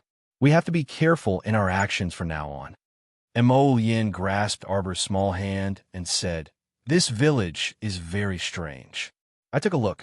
Quite a few people here seem to be demonic cultivators. Especially that woman just now. Her entire body was very soft. If you didn't guess wrongly, she should have fused with some kind of snake bone, which caused her body to be abnormally soft. What in the world is this village where demonic cultivators congregate trying to do by hiding underground? Although proper mystic cultivators or ordinary martial artists were not willing to get close to people like demonic cultivators were no longer discriminated against ever since operation squads were established. On the contrary, many squads were very happy to take in demonic cultivators with special abilities and participate in missions together. Since everyone was slowly starting to try to accept demonic cultivators as a group, then why were these demonic cultivators still sneakily hiding underground, unwilling to show their faces under the sun? Say, do you think someone is deliberately raising these people underground? Arbor muttered softly, and the Crown Prince's brows knitted tightly. If there really was a mastermind behind the scenes, Why would they raise such a large group of demonic cultivators underground near the MO Kingdom capital? In that case, this question was really worth investigating. The two people did not go out. During this time, several people tried to knock on Mute's door, but the two people ignored them. Only when it was 10 minutes into the night did Mo, Lien, and Arbor open the door and follow the crowd's footsteps, surging toward the underground village's central gathering place. The two people mingled in the crowd, following behind unhurriedly. When they arrived at the gathering place, they saw a dense mass of heads, at least 1,000 people. There were actually more than 1,000 people hidden in this underground village. At least half of them were demonic cultivators, while the rest were mostly ordinary people with shackles on their legs and hands. Apart from the excitement on the faces of those demonic cultivators, most of the ordinary people had numb expressions on their faces. Their eyes were dull as they were urged forward by the demonic cultivators. They were like a group of slaves who would move forward or backward if their master wanted them to. Many benches were placed around the plaza. The group of demonic cultivators each led the slaves in their hands and sat down in an orderly manner. At a glance, the group of people had surrounded the assembly hall. Some of the demonic masters were leading a dozen or so slaves, while some were only leading a few. There were men and women, old and young among these slaves. All of them had tattered clothes and messy hair as they knelt at the feet of the demonic masters. "Quiet. All of you quiet down." The village head raised his hand and stopped the crowd from talking. Everyone quieted down.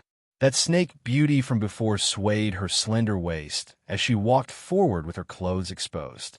She stood next to the village head and laughed coquettishly. "The barbecue feast will now begin. Everyone can forget about everything and start partying."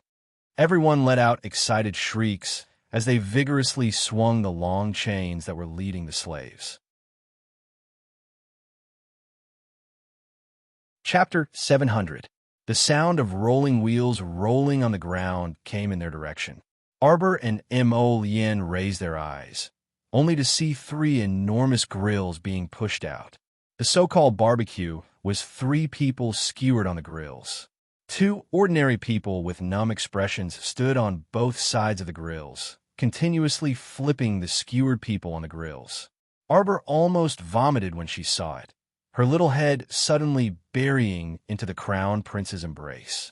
Although the Crown Prince was also very nauseous, nothing could be seen on his face. His gaze was cold as he looked at this group of demons who were laughing maniacally. The 3 people were already beyond recognition. Blood dripped from their bodies, and the roasted fat sizzled. It was obvious that they had been barbecued for a long time and were already thoroughly dead. "Big brother, second brother, third brother." A mournful cry came from the foot of a demonic master in the front row.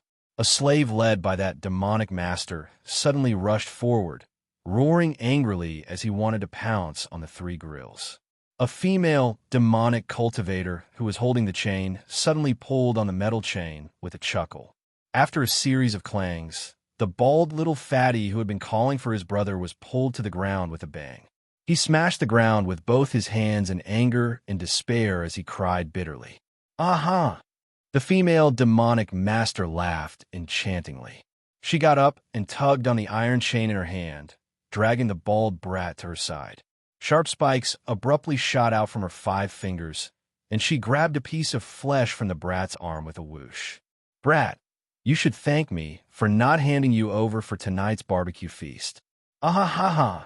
The female demonic master stepped on the bald brat's back, using all her strength to stomp on the big iron pot on his back.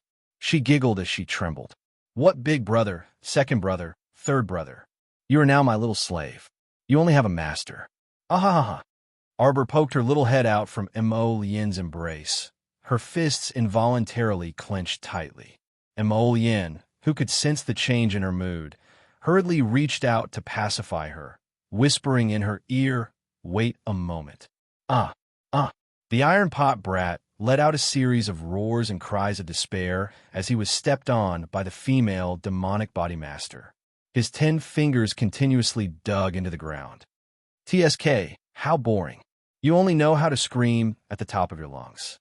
Can't you do anything else?" Jean G, You're really brutal. A few demonic cultivators by the side teased. Village head, let's have some entertainment. Right. The last time he dissected a living person, it was really nice. Ha ha. The village chief laughed and put his hands on his hips, revealing his bulging chest muscles. How about we do something more exciting today? Do you want to see it? Yes. The group of demonic masters below shook their chains and screamed excitedly. The village head let out an evil laugh. He suddenly stretched out his hands and clapped his hands 3 times. A low growl could be heard as a dark-skinned woman slowly pushed a wheelbarrow into the arena. The wheelbarrow carried a large, square, iron cage, and inside it was actually a tied-up level 4 zombie. The level 4 zombie opened its mouth, revealing 2 terrifying fangs. Its eyes were bloodshot as it roared angrily at the fresh meat on the field. Ha ha ha ha! Everyone laughed maniacally in excitement. This is a level 4 zombie that absorbed all the power of a level 6 mystic cultivator. Its current ability is equivalent to a level 4 mystic cultivator. Chapter 701. The skinny dark woman tugged on the chain in her hand. After a series of rattling noises, the level 4 zombie in the cage threw itself against the iron cage, smashing against the pillar as it roared angrily. A group of demonic cultivators stood up with excitement in their eyes, raising their hands one after another as they shouted, Me. Let me do it. Why don't I see Mute? Where's the little sister that Mute brought back? The snake beauty walked over from the center of the plaza, twisting her slender waist as her gaze slowly swept over everyone. Where her gaze fell on Arbor, her eyes clearly brightened. But when she saw Mo Lien sitting beside Arbor, her brows involuntarily furrowed. She had a premonition that this man didn't look simple. Where's your master? The snake beauty twisted her enchanting slender waist as she approached Arbor and Mo Lien step by step. According to the rules of their village, whoever picked up someone would be that person's slave. Of course, if you wanted to present it to the village chief, that was also fine. If it was some good prey, presenting it to the village chief would make him happy, and perhaps even exchange it for better treatment. Where's that Mute? The snake beauty looked at the two of them suspiciously. She raised a slender finger, tilted her neck, and lightly tapped her fair chin. There's no way that Mute would let the two of you come here alone. What's going on? Arbor didn't pay attention to the snake beauty's thin screeching. Her gaze was fixed on the face of the skinny dark woman behind the wheelbarrow. A faint ripple appeared in the depths of her cold eyes. Although that woman had slimmed down quite a bit and tanned quite a bit, Xiao Mu still recognized her with a glance.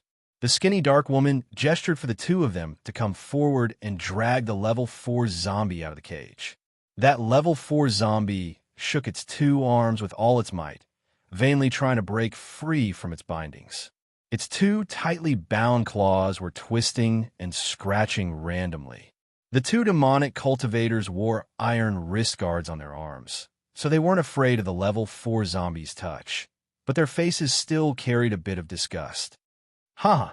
The female demonic cultivator by the name of Jinji pulled the rolling and crawling bald little fatty forward. Let this little slave of mine test the waters first. Jinji, how can you be so shameless? It's not your little slave's turn. Me. Let my slaves come. The demonic cultivators screamed excitedly, their hands gripping the iron chains and swinging them. On the other hand, the numb faces of the many ordinary people who were being held by them finally showed a trace of fear. If they were allowed to go up and fight with this level 4 zombie puppet, they would undoubtedly become food in the zombie's mouth. It would definitely be a dead end. Jinji, go down. According to the rules, we have to draw lots. The village chief raised his hand and glanced at the female demonic cultivator, Jinji. He then lowered his head and looked at the iron walk brat who was lying on the ground, panting like a dog. Are you sure you wanted to go up? That's right, village chief.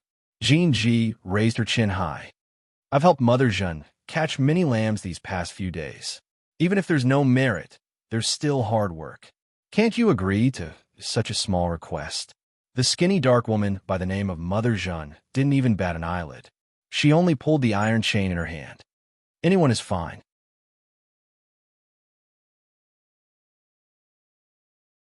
Chapter 702. But if your slave is eaten by the corpse puppet within minutes, you will also be punished.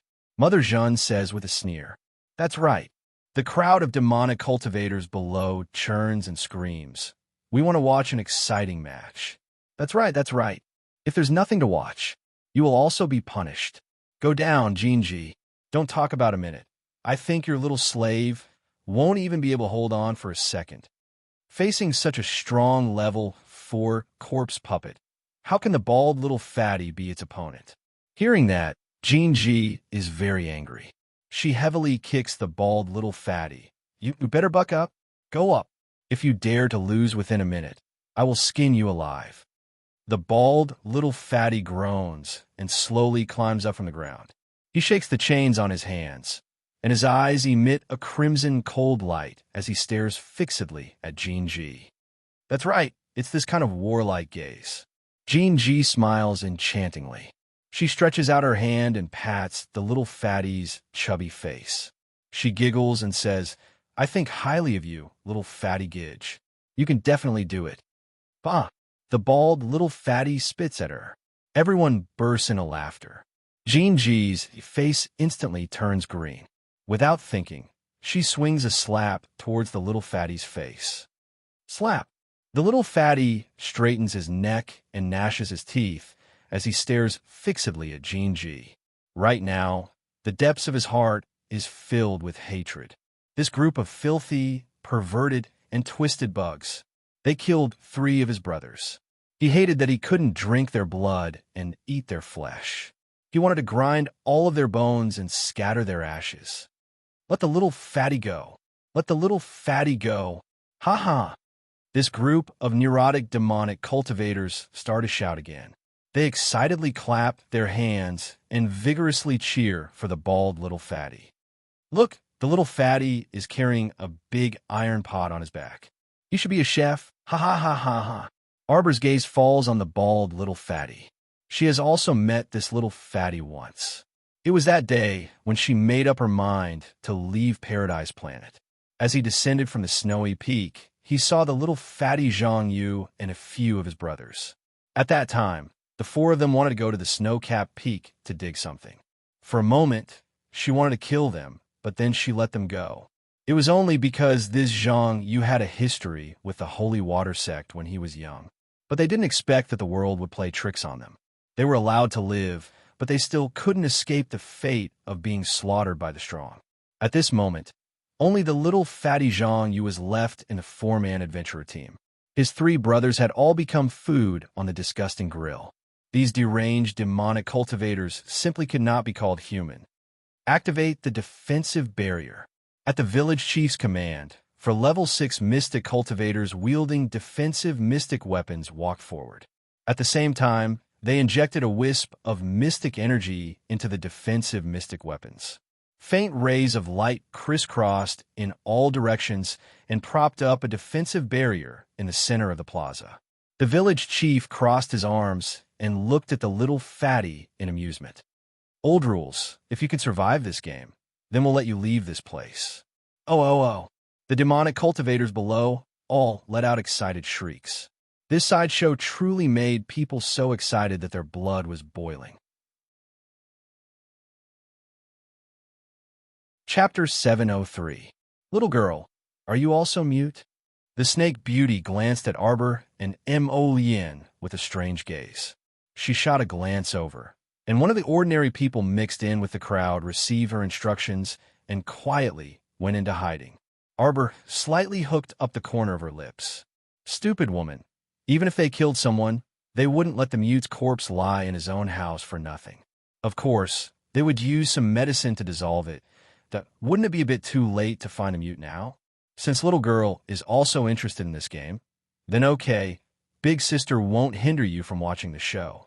I'll watch it with you. The snake beauty smiled enchantingly as she glanced at the middle-aged man sitting next to Chiao Mu, who was a stool away. That man saw the snake beauty's gaze and promptly stood up respectfully. He bowed slightly and saluted her. "Visal Master, please sit here." "Visal Master?" Arbor and Mo Yin glanced at the snake beauty without batting an eyelid. This form of address was a bit interesting. It didn't seem like a form of address for a villager. Could it be that this snake beauty wasn't from the village, or was she someone above the village chief? The snake beauty giggled and twisted her slender waist to sit on the stool next to the middle-aged man. Then, she glanced at Arbor, who was some distance away, and felt that the stool was a bit too far away. She simply dragged the stool over and sat down next to Arbor. Mo Yin looked over with an icy gaze and met the snake beauty's disdainful gaze. The latter rolled her eyes at him and completely ignored him. She just smiled and approached Arbor, saying, "Little girl, big sister will tell you." This program of the battle between humans and corpses was personally designed by the village chief. He's a capable person and can often come up with some ideas that others can't think of. The disparity in strength is so great, it's not good to watch. Arbor turned her little head and snorted. The snake beauty patted her long, bare legs. "That's right, little girl. Big sister has decided to let Jinji also enter the arena. What do you say? I don't want to watch the fatty. I just want to watch Jinji and the corpse puppet fight. The fight between a beauty and a corpse is very interesting." Little Rascal gave the final word. On the side, Mo Yin twitched his mouth. The snake beauty suddenly stood up and raised her hand. "Throw the little fatty out. Let Jinji go up." The group of demonic cultivators were instantly dumbfounded. What was going on? "What are you doing? What are you doing?" Upon hearing this, several level 6 and level 7 mystic cultivators immediately twisted Jinji's arms and dragged her into the defensive barrier. Jinji's beautiful face turned pale. She turned her head and angrily glared in the direction of the snake beauty. "Fuck you. Snake beauty, what are you doing? Hurry up and release me. I'm a second-grade demonic cultivator in the village. You can't do this to me. Fuck. Fuck." While they were talking, the bald fatty had already been dragged out of the defensive barrier and thrown out of the assembly. Mother Jeanne also threw away the chains in her hands and walked out of the defensive barrier with the village chief, leaving behind the tied-up rank 4 zombie alone. It hopped around in circles in the center of the plaza and roared angrily. "Go in." Those mystic cultivators forcefully pushed Jinji, causing her to stagger and stumble into the defensive barrier. Fuck. When Jinji looked up, she saw a close-up and magnified zombie's stinky face. That disgusting appearance of crawling corpse worms covering its face made her vomit. Crack. The level 4 zombie opened its mouth and bit the air. Because its hands and feet were still tied up, it could only open its mouth and roar angrily as it charged at Jinji. Chapter 704. In the nick of time, sharp thorns extended from Jinji's 5 fingers and pierced into the level 4 zombie's throat with a whoosh. It was just that she was a little afraid of being infected by the corpse poison, so she pulled out the thorns from her fingers in less than a second and jumped back a few steps. She had fused with the poisonous mountain thorns, so when she attacked people, she could choose whether to use poisonous thorns or non-poisonous thorns. For example, when she had grabbed Little Fatty's flesh just now, she had used the non-poisonous thorns. But now, facing such a powerful level 4 zombie, in order to save her life, she had to use her best ultimate move. However, with her current ability, she could only use the poisonous thorns 3 times a day at most. There were 7 levels of demonic cultivators, from weak to strong. An average person who could cultivate to the level of a 3rd-grade demonic cultivator was already strong enough. The cultivation of a demonic cultivator was much more difficult than what an average person could imagine. Walking on the path of a demonic cultivator meant that you already had no way out. And Jinji was a 2nd-grade demonic cultivator. In the entire village, she could be ranked in the top 100. But even so, the snake beauty still treated her like trash that could be discarded at any time and threw her into the field to fight the level 4 zombie for the entertainment of the people. Charge! You big idiot. Several demonic cultivators in the front row angrily slapped their thighs and roared at that silly level 4 zombie. That level 4 zombie didn't fall down after being pierced in the throat by the poisonous thorns. Instead, it hesitated on the spot for a while and looked at Jean G with some confusion. Idiot! Hit her! Hit her! Hit! Kill her! Kill her! The demonic cultivators all raised their fists above their heads and roared with surging emotions. Jean G retreated a few steps and panted slightly. The thorns between her fingers faintly emitted a blue luster of poisonous light. The poisonous thorns attack just now had been effective. She just had to be a little more careful later. Roar! The level 4 zombie fiercely struggled free of the broken bindings on its body, revealing its naked body. The ropes that were originally tied to its body were all broken by it. It roared angrily and suddenly pounced in Jean G's direction. How could a delicious snack not cause the zombie to roar angrily in front of it? It wanted to eat. Roar! The level 4 zombie abruptly stretched out its two stiff arms and went straight for Jean G. Jean G staggered backwards and rolled along the ground. She jumped to the back of the level 4 zombie and stabbed her 10 fingers, which were equipped with poisonous spikes, into the back of the level 4 zombie. Roar! The grade 4 zombie stretched out its hand in pain and slapped Jean G's head. Jean G only felt a huge force hit her, making her dizzy. She spat out a mouthful of blood and fell heavily backwards. Good. All right. The demonic masters cheered crazily. Some of them even stood up excitedly and applauded heavily. Their faces were filled with bloody smiles. Kill her, kill her, kill her. The snake beauty covered her small mouth and giggled. She turned her head to look at Arbor and couldn't help but twitch the corner of her mouth. What's wrong with this little girl? She was watching such an intense match with an expressionless face. Facial paralysis was really an illness. It had to be treated properly. Little girl, isn't the match exciting? Why don't you smile at all? The snake beauty really wanted to tease this little guy to talk. Chapter 705. The stoic face turned around and coldly glanced at her. Is it very funny? The snake beauty. It was originally very funny, but as soon as I saw your expressionless little face, I suddenly didn't want to freaking laugh anymore. At this time, the level 4 zombie shook its head. Because its back had suffered a heavy blow, it swayed its body in place, feeling a bit dizzy. When it turned its head and saw Jean G lying on the ground, it pounced at her with a roar. Fierce shouts erupted from the audience. Every neurotic, demonic cultivator couldn't sit still. The people in the back even stepped on the long bench, waving their fists to encourage the zombie. Tear her apart. Tear her apart. Tear her apart. Oh, okay. Ha. It's time to eat. Ha. Arbor swept a glance over the large group of lunatics behind him. Were these people all sick in the head? Little girl, don't look at us like we're lunatics. The snake beauty cutely pouted her small mouth and called out softly, We're not lunatics. It's just that life is too boring. If we don't find some entertainment for ourselves, then wouldn't we have no goals in life at all? Arbor snorted disdainfully. Your goal in life is to stay in this underground world in decadence and kill for fun every day. The level 4 zombie finally got its wish and pounced on Jean G's body. It opened its huge mouth, and its sharp fangs tore open a piece of flesh on Jean G's chin. Jean G only had one last chance to use her poison stinger today. She knew she was dead for sure. Even if she didn't die for the time being, she had already been infected by this level 4 zombie. In a few days, she would also become a monster like him. Her 10 fingers, which had turned into highly toxic poison, were already aimed at the level 4 zombie's head. Even if she died, she had to avenge herself first. But this time, her line of sight suddenly froze.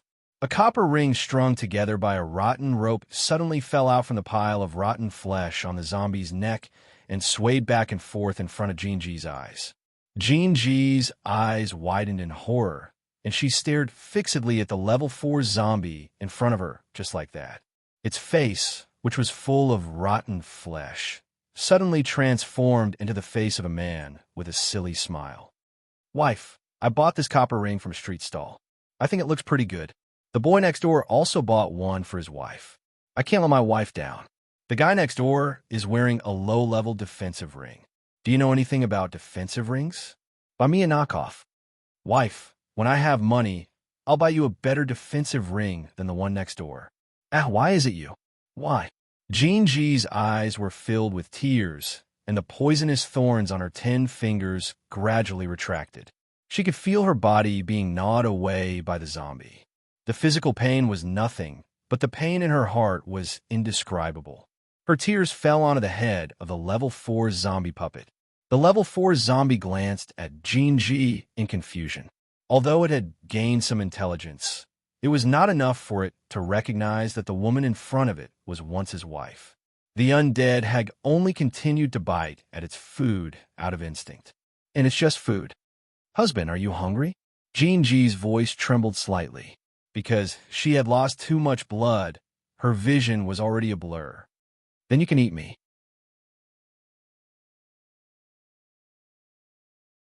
Chapter 706. Arbor's fingers clenched tightly. When the snake beauty at the side saw this, she giggled enchantingly. Little girl, are you a little regretful? You shouldn't have pushed Jean G out to die like this. TSK, TSK, TSK. Look at how tragic and pitiful they are. They were originally a very loving couple. But now, it has actually evolved into a situation where they kill each other. The snake beauty laughed in a cadence. At this time, the assembly hall had long erupted into an uproar.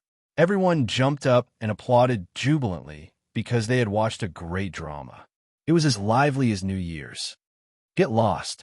Mo Yin impatiently brushed away the snake beauty's approach with a flick of her sleeve. She reached out and hugged her darling a little closer, stroking her little head while holding her in her arms. You bunch of demons and monsters. How are you worthy of being called humans? Mo Yin sneered. What's so pitiful about that, Jean G? Haven't the slaves who died in her hands in the past never exceeded 10 digits? She only has herself to blame. What does it have to do with my darling? I'm talking to little sister. Why are you interrupting? The snake beauty's expression instantly darkened, and she glared at Mo Yin with extreme dissatisfaction. Get lost. I don't want to talk to you, Arbor said coldly. Snake beauty, can you give me a little face, little sister? Arbor didn't want to say a single word right now, nor was she in the mood to deal with the snake beauty beside her. She sincerely hoped that she could get lost far away. At least for the time being, she didn't want to talk to anyone here. However, the snake beauty loved teasing the stoic face. She didn't give up and continued to tease her. Little miss, do you think that the drama just now was wonderful? Look at Jean G. When she found out that the 4th-rank zombie in front of her was actually her husband, her expression at that time, oh, ha ha ha, isn't it wonderful and special? Isn't this unexpected encounter well arranged? TSK, don't you think she's stupid? She clearly already knew that the one in front of her was only a corpse. Realistically speaking, he couldn't be considered her husband at all. She clearly had the chance to kill it, but she didn't. TSK, TSK, I almost thought she was a good person. The snake beauty continued to chat with the little stoic, even though the little stoic didn't utter a single word and didn't even look at her out of the corner of her eye. What is a pervert like you know? The little stoic suddenly said coldly, every person who can be called a person has once left behind a pure land in their heart. If even this last piece of pure land disappears, then whether it's life or death, it doesn't matter anymore. Mo Yin's heart tightened, and she suddenly reached out to hold the little fellow's little hand tightly. He didn't know why, but he felt that when the little thing said those words, its eyes were illusory and didn't look like it was alive at all. This kind of nothingness that no one could touch made his heart feel very uncomfortable. He held her little hand tightly and gently squeezed it. As for the snake beauty, she coldly looked at the little girl beside her. You're saying that I'm not human. Do you believe that I can immediately let you enter that defensive barrier and come into close contact with that 4th-rank zombie? The snake beauty suddenly drew close to her, and a bewitching dark red color was concealed in the depths of those approaching eyes.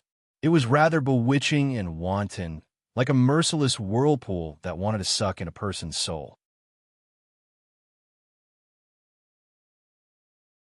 Chapter 707. Arbor's small face was stoic as he coldly stared at the snake beauty in front of him. There wasn't the slightest ripple in the depths of his eyes. It truly made one feel a sense of defeat. The snake beauty's expression instantly changed dramatically, and she said with a grin, "How about you call me good sister, and I'll spare you from fighting with the level 4 zombie. How about it?" She looked at the little stoic with a chuckle, with a very good deal, right? Expression on her face. Arbor sneered and turned his small head away, disinclined to look at her again. How infuriating! Why was this stoic face like this, so impervious to everything? This made her very angry. The snake beauty abruptly stood up and shouted with a fierce face, "What is everyone waiting for? Pick the next person right now, and let this level 4 zombie continue to feed." I don't think it's full yet. When the group of sickly demonic cultivators heard this, they all excitedly screamed and stomped the ground, letting out excited howls. The snake beauty crossed her arms and swept a provocative glance at Arbor. "How about it? Did you change your mind?" Arbor didn't say a word. He turned around and leaned close to the crown prince, whispering a few words to him. The snake beauty's expression became increasingly gloomy. "In the next match, what's the point of fighting with a zombie?" Arbor's icy gaze landed next to the village chief. He expressionlessly stood up and pointed at Mother Jeanne next to the village chief. Do you dare to have a match with me?" Wow, this was great. That group of neurotic, demonic cultivators were so excited that they stuttered. They all jumped up on the spot and waved their hands and feet, shouting excitedly, "Someone wants to challenge Mother Jeanne. Challenge Mother Jeanne." A haze flitted across Mother Jeanne's dark and thin face. Her pair of old eyes, filled with the vicissitudes of life, coldly watched the little girl in front of her. Why did she feel that the girl in front of her looked a bit familiar? The snake beauty was startled and immediately reached out to pull her, but the latter dodged her small hand and evaded her. "You don't know what's good for you." A faint anger flitted through the depths of the snake beauty's eyes. "Do you know who Mother Jeanne is? She's a third-rank demonic cultivator. Moreover, she's a speed ability user. You're no match for her. She has fused with the power of a bear's paw. With one slap, even if you don't die, you'll lose a layer of skin." The snake beauty sneered. A person should know their limits. He could tell that the little girl in front of him was only a level 6 mystic cultivator. Don't joke around. A little level 6 mystic cultivator wanted to escape alive from the hands of a 3rd-level demonic cultivator and an acceleration ability? Wishful thinking.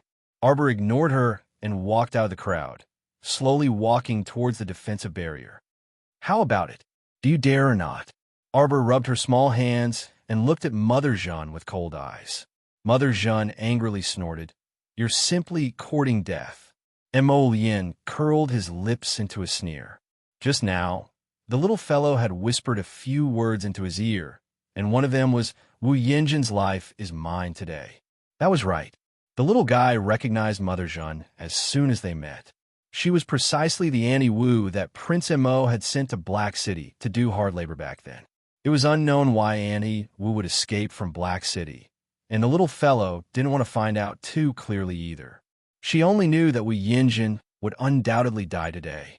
There was no need for this filthy underground village to continue existing, that after all, it had already been 7 to 8 years. So Wu Yinjin only felt that the little stoic's face was familiar. Chapter 708. In reality, it was naturally impossible for Wu Yinjin to recognize the 7-year-old Arbor and the soon-to-be 15-year-old Arbor at a glance. It was also because her stoic expression didn't change much that Wu Yinjin only felt that she looked familiar. The little fellow was used to sticking an aura-restraining talisman on herself when she went out. This kind of aura-restraining talisman was drawn when she first learned how to draw talismans. They were all beginner-level talismans that could lower one's cultivation by 5 levels. So right now, she looked especially sincere, like a tiny level 6 mystic cultivator. A level 6 mystic cultivator actually wanted to challenge Mother Jeanne in public. This time, it really stirred up the emotions of all the demonic cultivators. The snake beauty's expression was very unsightly, and she turned to glare at Emolien. You actually didn't stop her. Would it work if I stopped her? Emolien swept her a glance with a sneer. If I stopped her, wouldn't you have let her go up and fight with a level 4 zombie? The snake beauty curled her lips and crossed her arms in front of her chest. A bit interesting. Emolien coldly cast her gaze aside. Who exactly are you people? The snake beauty asked with a smile. I had people go to Mute's house to check, but there weren't any traces. Don't tell me Mute was annihilated by you guys. But it doesn't matter. The snake beauty chuckled, her smile somewhat cold. Mute was originally one of the few people at the bottom of this village. He already hasn't found any prey for nearly half a month. So look at him. He's so skinny because there's no meat to eat. If Mute died, then he died. It's just that I want to know what your purpose in coming here is. A small, sharp dagger appeared between the snake beauty's fingers, and it deftly slid and flipped between her fingers. On the other side, the neurotic, demonic cultivator's emotions had already been completely ignited by Arbor. Everyone stood up and shouted agitatedly, their emotions exploding and boiling. Hit her, hit her, hit her! The corners of Wu Yinjin's lips curled up slightly. She suddenly reached out and untied the black robe covering her body, revealing a short green robe inside. She then entered the defensive barrier in high spirits. When a level 4 zombie saw that there was more food coming to its door, it hurriedly threw away Jinji's already cold corpse and pounced towards Wu Yinjin with a roar. In the blink of an eye, Wu Yinjin's fat, deformed palm slid out of her sleeve and slapped the level 4 zombie's head. With a crisp bang, the level 4 zombie puppet's huge head was split open like a watermelon by Wu Yinjin's slap. Wow! Around the market, the crowd screamed and cheered. It couldn't get any better, all right? Sure enough, Mother Jeanne was too strong. The moment she made a move, she directly smashed the head of a level 4 zombie like it was a watermelon. Ah-ha-ha! The demonic cultivators laughed wildly as they jumped and roared in unison. Kill her! This little mystic cultivator who doesn't know the immensity of heaven and earth. Do you think you're so great just because you're a mystic cultivator? Let me tell you, even if we're not mystic cultivators, we can still wring the heads of you mystic cultivators off one by one like watermelons. Arbor slowly walked into the defensive barrier amidst this wave of emotional shouts.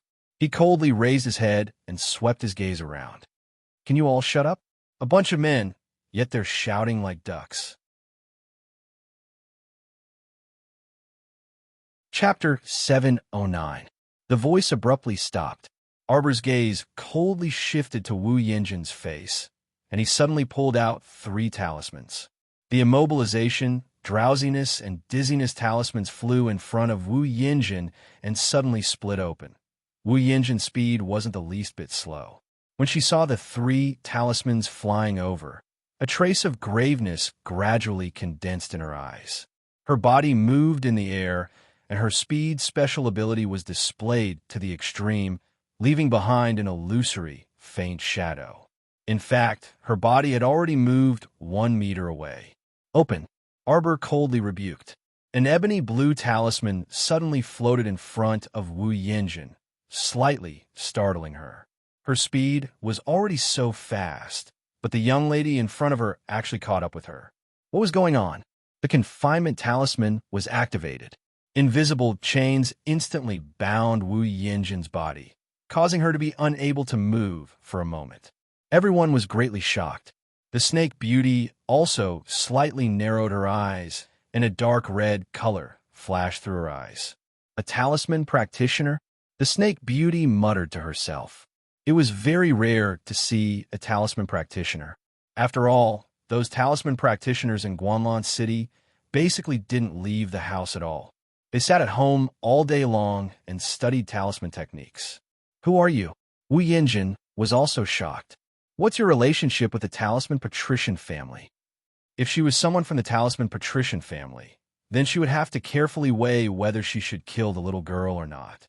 After all, that kind of large patrician family wasn't to be trifled with. Unexpectedly, the little girl didn't fancy the talisman patrician family at all. She thought of Mu Yangda, and the talisman patrician family's talisman proficiency could be seen. You don't need to know who I am. Several streams of water drilled out of Arbor's hands, and he coldly looked at the woman in front of him. Are you prepared to die? Wu Yinjin's pupils abruptly contracted, and she stared in disbelief at the streams of water shuttling back and forth in the little girl's hands. The snake beauty also stood up with astonishment. A water spirit practitioner? Impossible. How could such a young water spirit practitioner appear in this boundary? The 5 spirits of this boundary basically couldn't be sensed, so why did the little girl in front of her?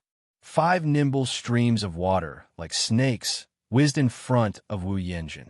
The streams of water were about to penetrate Wu Yinjin's throat, and Wu Yinjin had yet to break free from the confinement talisman.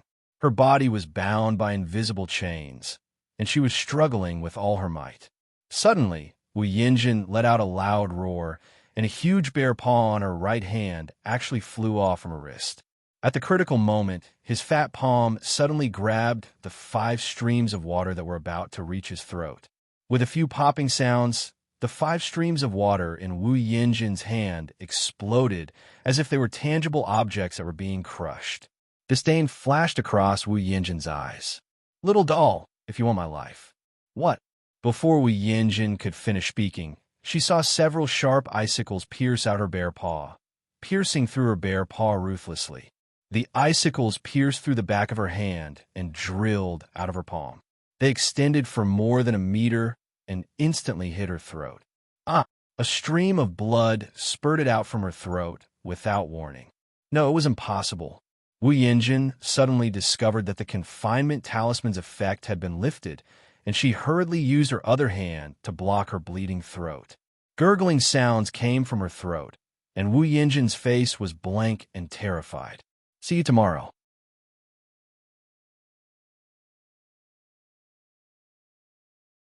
Chapter 710. This kind of confinement talisman's effect could barely be maintained for a minute. However, in a battle where every second mattered, it was enough for talisman masters to do whatever they wanted with a flip of their hand. Wu Yinjin's bare paw returned to her wrist, and she staggered back a few steps with a dejected expression. Her other hand tightly clutched her throat, and soon her palm was drenched in sticky blood. Seeing that something was amiss, the village chief hastily walked into the defensive barrier. Little girl, immediately stop your willful and reckless attack. Otherwise, you'll be punished by blood. You can't bear the consequences of this. Before the village chief could say the word rise, his pupils abruptly contracted. Inside the defensive barrier, the little girl suddenly raised her hands, and a pair of plain-colored sleeves embroidered with twining branches fluttered in the wind. Water continuously flowed from her hands and landed on the ground. Kacha, Kacha, Kacha, for ice walls rose from the ground, locking herself and Motherjin inside. The ice walls rose higher and higher, faster and faster. Just as the village chief and his subordinates wanted to scuttle into the defensive barrier, they were firmly held down by an extremely thick and terrifying aura. That aura was like a mountain pressing down on the village chief and the others. They had all tried to barge into the defensive barrier and stop Arbor from building the ice walls.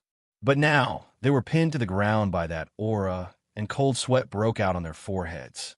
When the entire ice wall sealed off all directions, the ice wall began to move.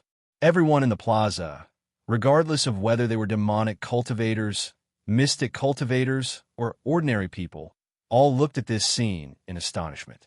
A water spirit master was actually a water spirit master who could use such a strong water spirit master. The snake beauty muttered to herself as she looked in Arbor's direction, slightly raising her long eyebrows. She actually made an error in judgment. At the top of the 4 ice walls, a transparent ice wall was slowly sealing the space above the 2 people's heads. Finally, it was seamlessly sealed. The 2 people were isolated from the crowd and sealed within a rectangular, transparent, sparkling ice wall. The circle of fire on the periphery illuminated this ice wall, making it seem somewhat dreamy. Wu Yinjin wanted to speak, but as soon as she opened her mouth, blood gushed out from her throat. She could only glare at Arbor with a pair of venomous eyes, using her gaze to ask her, "Who are you?" Arbor ignored Wu Yinjin, this shrew. In reality, it was a bit strenuous for her to use water to create such a large ice wall for the first time. She was silent right now because she was seizing the time to recover most of the mystic energy in her mystic meridians. She wasn't sure how others used water and fire spirit power. In any case, ever since she merged with the natal essence water, she was able to use her profound energy to control this surge of water spirit energy. This was indeed very strange, and she herself also felt that it was a little strange. Logically speaking, her profound energy had yet to transform into spiritual energy, so she shouldn't be able to control the water spirit. However, when she used her profound energy to control the water spirit energy, it was rather easy for her to do so. On the other side, when Wu Yinjin saw that Arbor was ignoring her, she became even more nervous and stared straight at her. "Who the hell are you?" Arbor only recovered for a bit before taking a deep breath. Her gaze revealed a trace of frigidity as she stared at Wu Yinjin, who was using her gaze to question her. Her small mouth slightly opened as she spat out a cold sentence. "Go to the Yellow Springs and ask around." "Who am I?" "I'm the person who wants your life."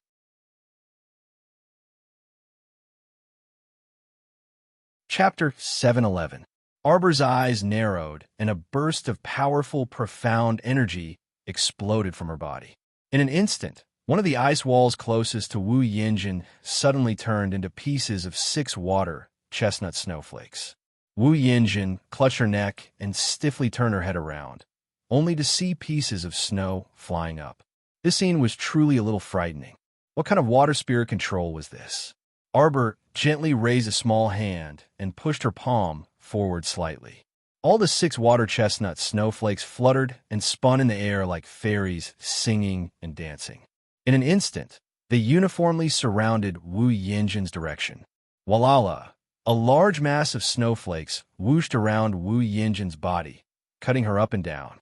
Outsiders simply couldn't see the situation of Mother Jeanne, who was surrounded by snowflakes. They could only see her figure moving back and forth within the ice walls. Her speed was extremely fast, but the speed of the snowflakes surrounding her was even faster. Wu Yinjin's body expanded by more than 3 times in an instant, turning into a war bear. She let out a weak, miserable howl, mixed with the gurgling sound of death coming from her throat. Everyone finally got a clear look at her current sorry state. Her hair was bald. Her limbs and body and even her face were scraped by the snowflakes until there wasn't a single piece of undamaged flesh. Bang!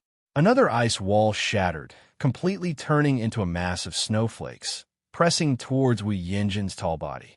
Following closely, one after another, the remaining 3 ice walls all cracked.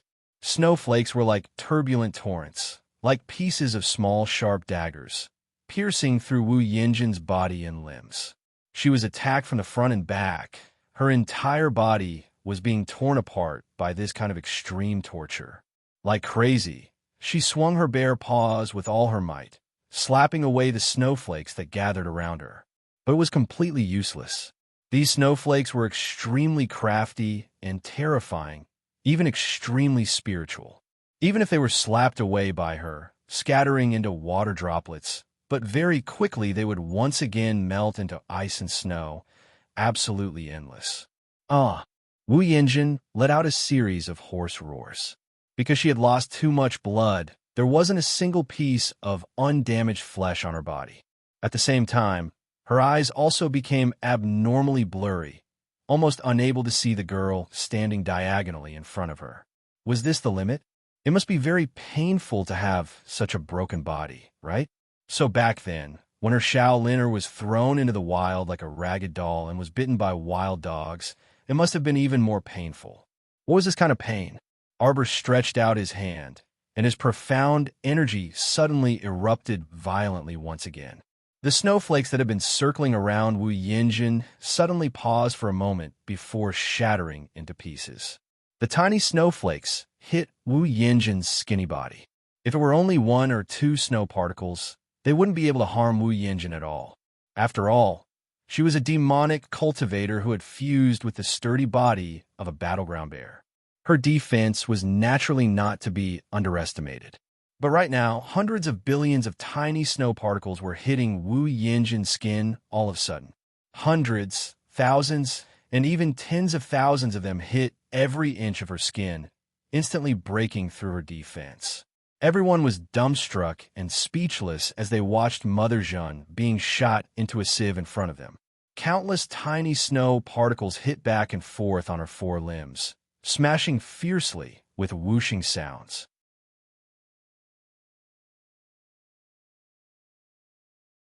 Chapter 712. In the blink of an eye, all of Mother Jeanne's bones, flesh, and blood were crushed into fine powder by the dense shooting snowflakes. Her body was like a puddle of mud, loosely and softly falling down. With a crash, she broke into a pile of minced meat. The snake beauty's pupils abruptly contracted, and she reflexively looked at the little stoic standing far away. The little fellow's stoic little face was apathetic, cold, and solemn, completely devoid of any expression. Under the swirling snowflakes, the little girl in a plain pink dress was like a naturally formed sculpture in a world of ice and snow.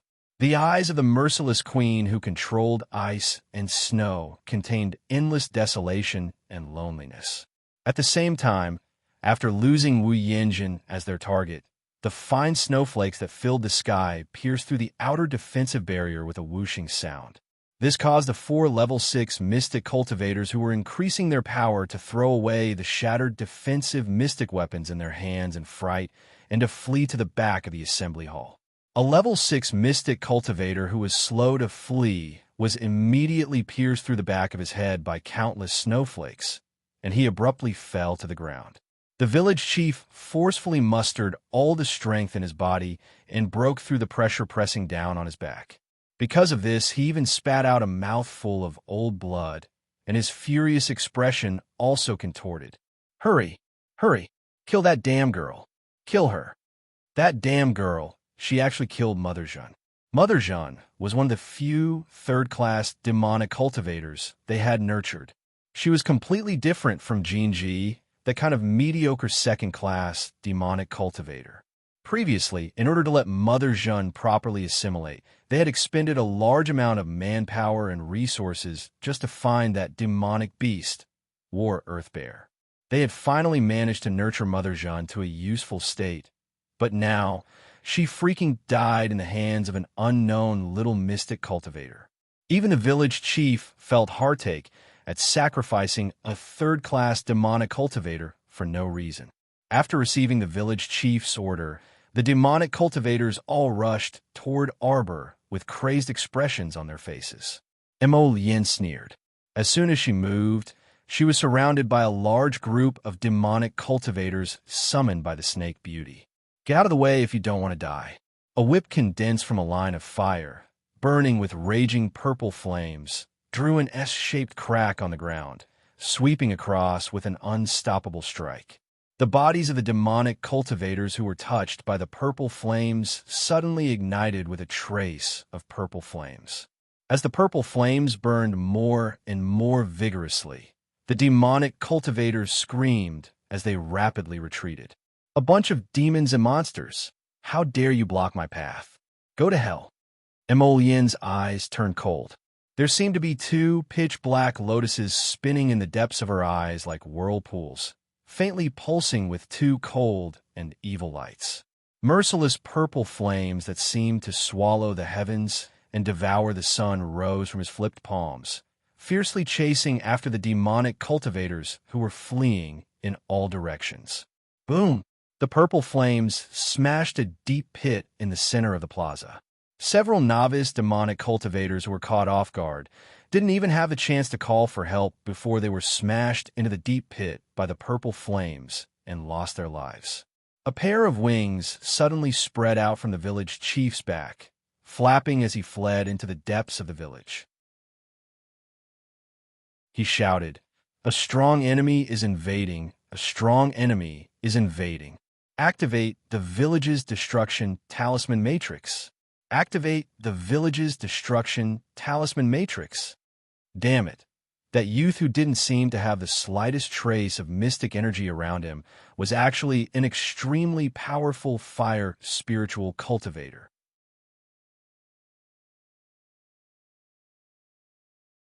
Chapter 7:13. At this time, a sharp whistle appeared in the sky above the village. The ground violently trembled from this whistle. Everyone was forced to sway their bodies, and they were practically unable to walk properly. The large grill collapsed, and the three figures wearing the grill fell heavily to the ground. The little fatty carried the iron pot on his back and crawled on the ground continuously for several minutes before barely crawling to the front of his three bloodied brothers. He bawled his eyes out and bawled his eyes out. Run! The ordinary crowd was in chaos. Taking advantage of the fact that the demonic cultivators couldn't even take care of themselves, they all scattered like birds and beasts. Run! Everyone pushed and shoved each other in panic as they rushed toward the village entrance.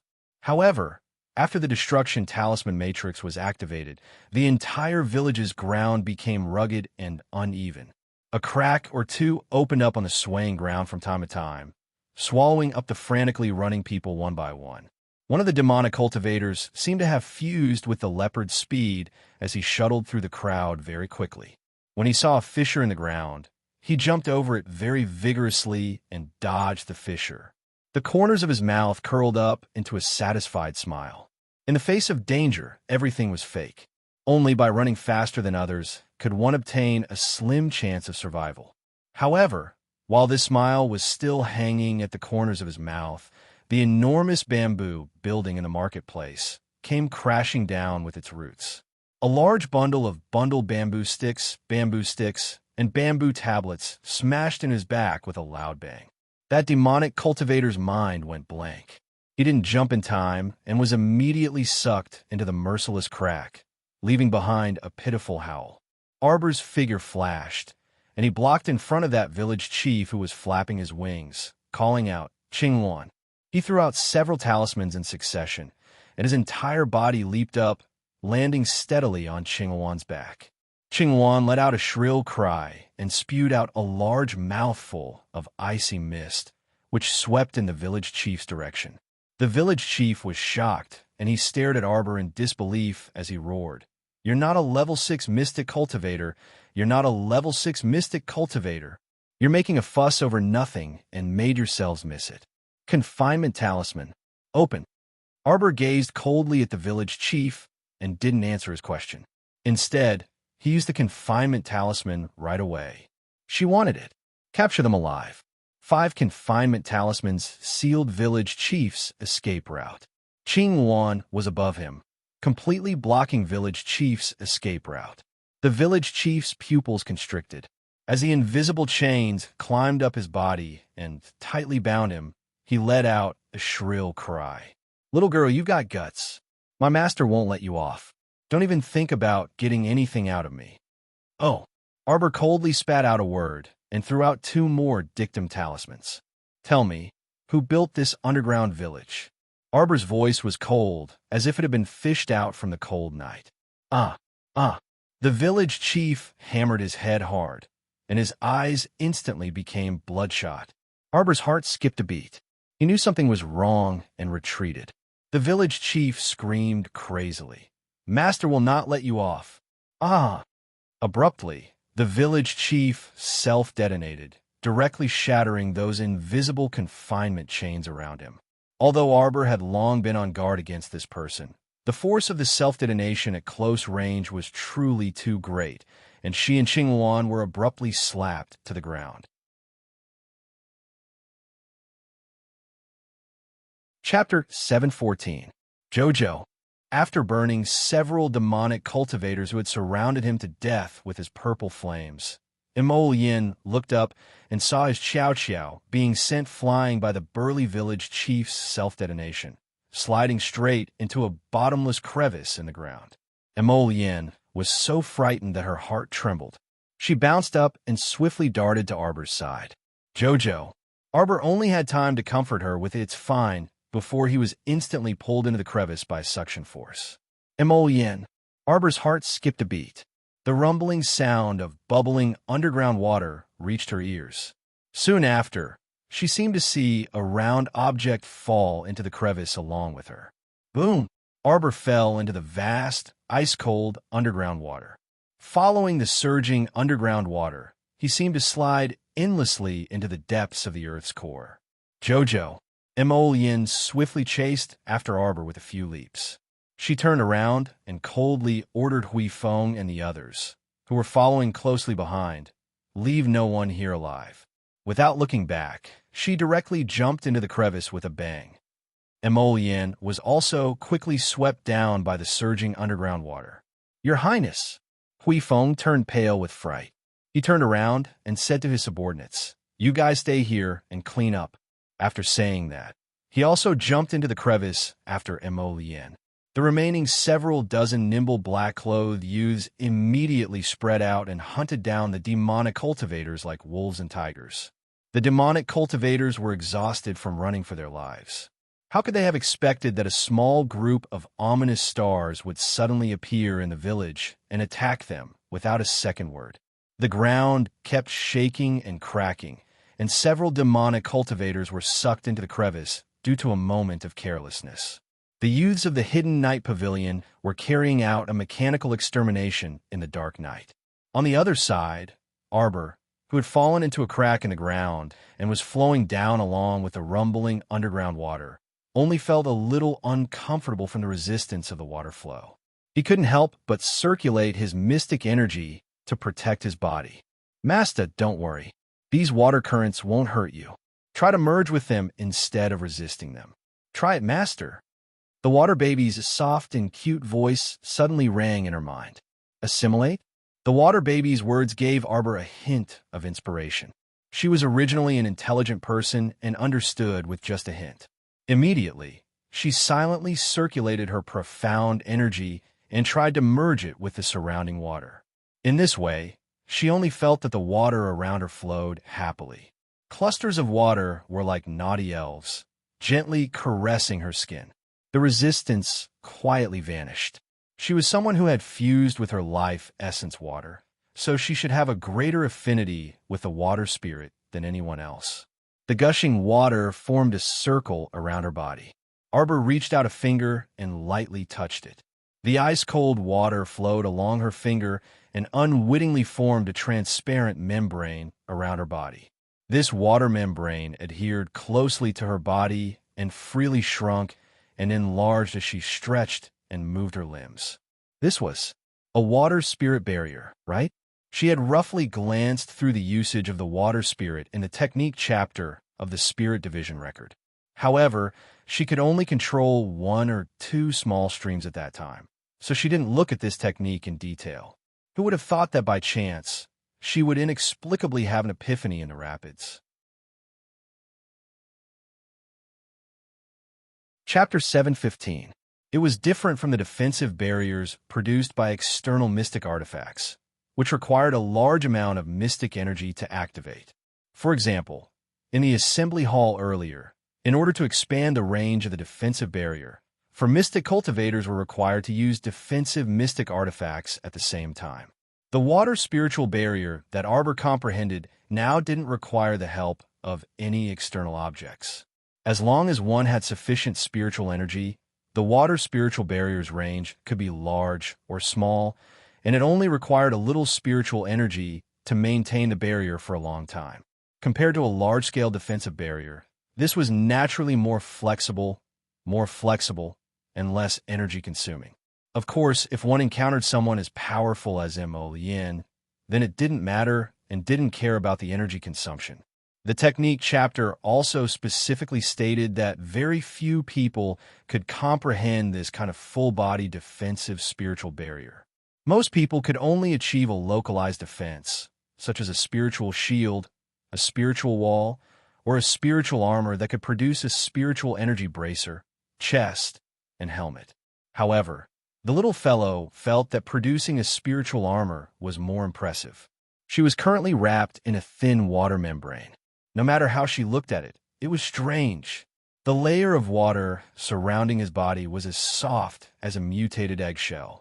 She poked it with a finger, and the water membrane softly protruded out a finger's length. Feeling cooled sigh, she couldn't escape the fate of being an egg.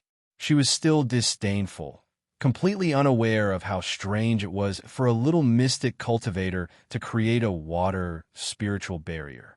Arbor floated downstream. Aside from worrying that Yin would be anxious, she wasn't afraid at all. She simply sat inside the water spiritual barrier and swayed along with the current. Coo! The little chick climbed up from behind her wet shoulder and sat on it. This underground water was too turbulent.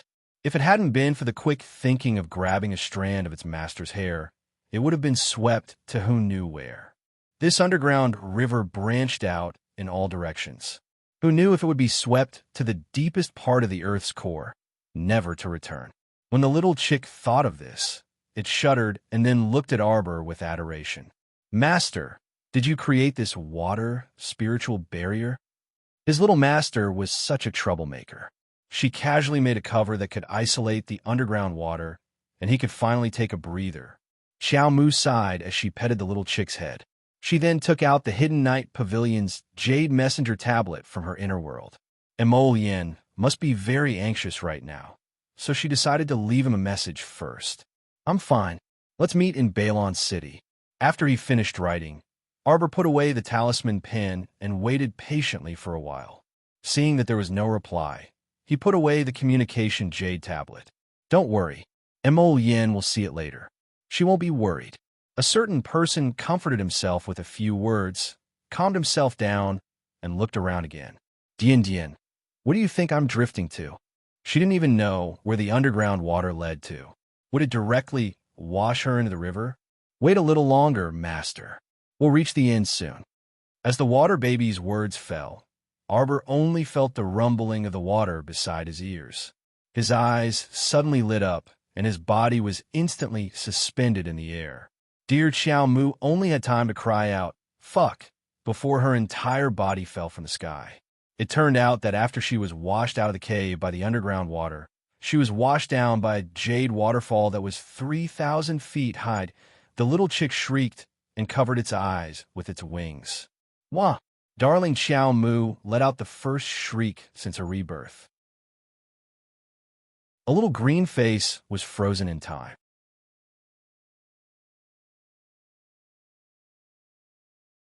Chapter 716.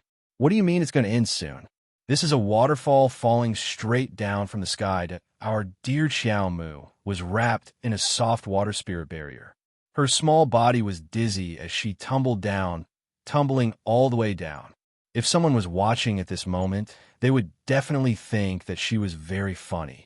The little fellow was like a small animal wrapped in a transparent softball.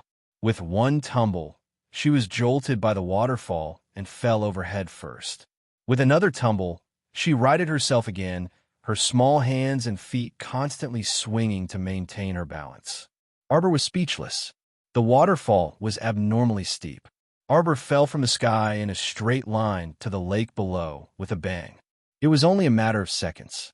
Her heart went through a hair-raising roller coaster ride. When her entire body fell into the lake, she couldn't react for a long time. Her body kept sinking in the lake water. After a moment, a certain Xiao Mu's small head finally emerged from the lake. She spat out a bead of saliva and wiped her small face with her hand. Coo! The little chick lay on her messy bird's nest hair. Its feathers were all wet and withered, and it couldn't help but gasp for air with its small mouth open. The little chick spat out 3 mouthfuls of water in a row and cried out pitifully, "Master, let's go up quickly." Arbor looked around. The night was dark. Arbor looked around. This lake was not even 1/10 the size of her peach blossom lake.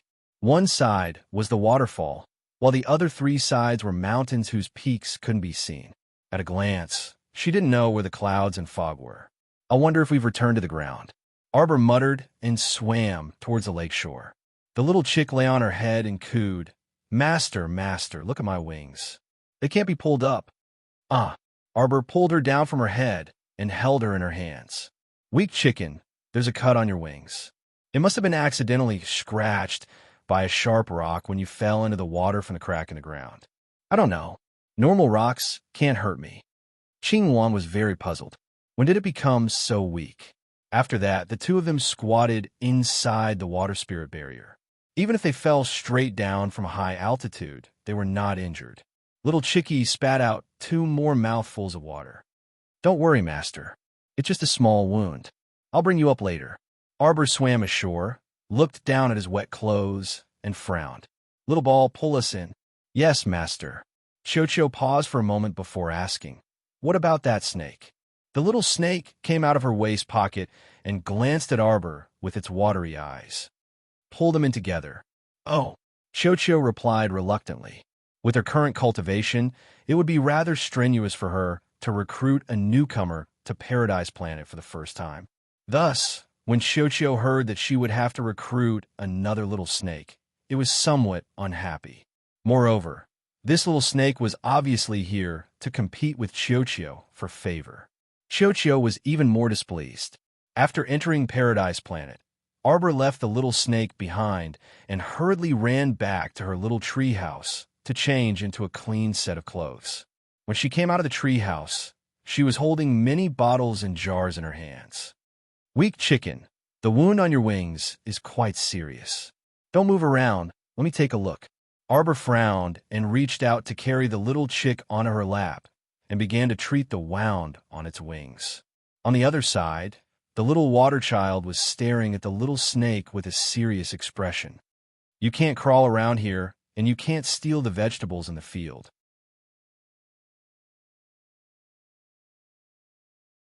Chapter 717.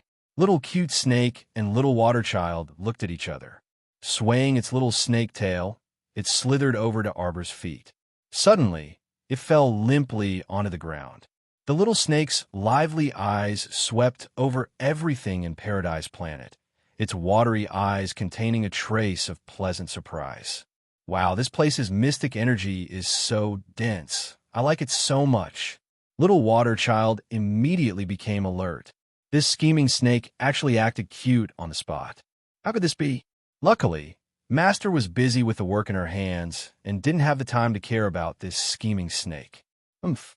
After Arbor finished cleaning the wound on Little Chick's wing, she suddenly made a sound of surprise. Little Chick stuck out its belly, and just as it was about to turn around, Arbor reached out and stopped it. Wait, don't move. Arbor reached out and gently pressed on its wing. There seems to be a foreign object in your wing. Does it hurt? It doesn't hurt, Little Chick said muddle-headedly. When you fell just now, you were scratched by something. Think about it again. There's nothing. Little Chick's face was filled with confusion. It was so strong, and it was an ancient Qingwan, not a real chicken. How could it be injured by a few small stones? Wasn't this a joke? Don't move. There should be some stones in your wing. I have to take them out, or else your wound will still hurt when it heals. Master. Little Chick was moved to tears. Master was so good to it. It was rare to hear Master speak so gently. Usually, she was cold. Xiao Mu placed it on a glossy stone block under the peach tree.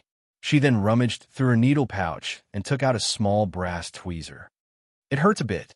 I have to take out the foreign object in your wing. Bear with it, Arbor said in a low voice. Little Chick was so moved that it immediately wanted to cry again. Master, do whatever you want. It doesn't hurt. Arbor looked at it in confusion. She thought to herself, you're not afraid of pain?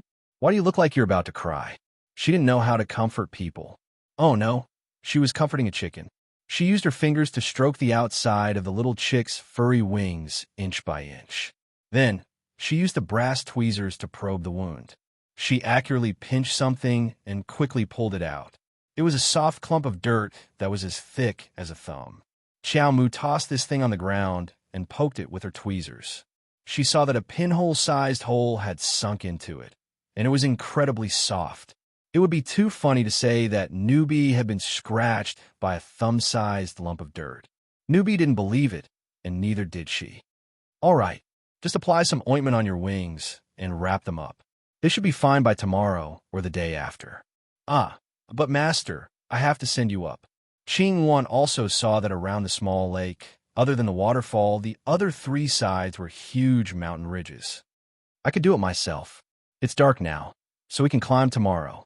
Arbor quickly applied medicine and wrapped Qing with gauze. Master, there's someone outside, Qiu suddenly said. Who is it? Arbor was a little puzzled. I let out my spiritual sense to take a peek. It's a bald little fatty. He just climbed up the shore. Qiu jumped onto Arbor's hand and gestured. This kid is quite sharp. I used my spiritual sense to secretly size him up, and he looked around vigilantly. Arbor frowned slightly.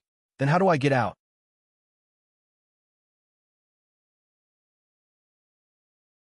Chapter 718.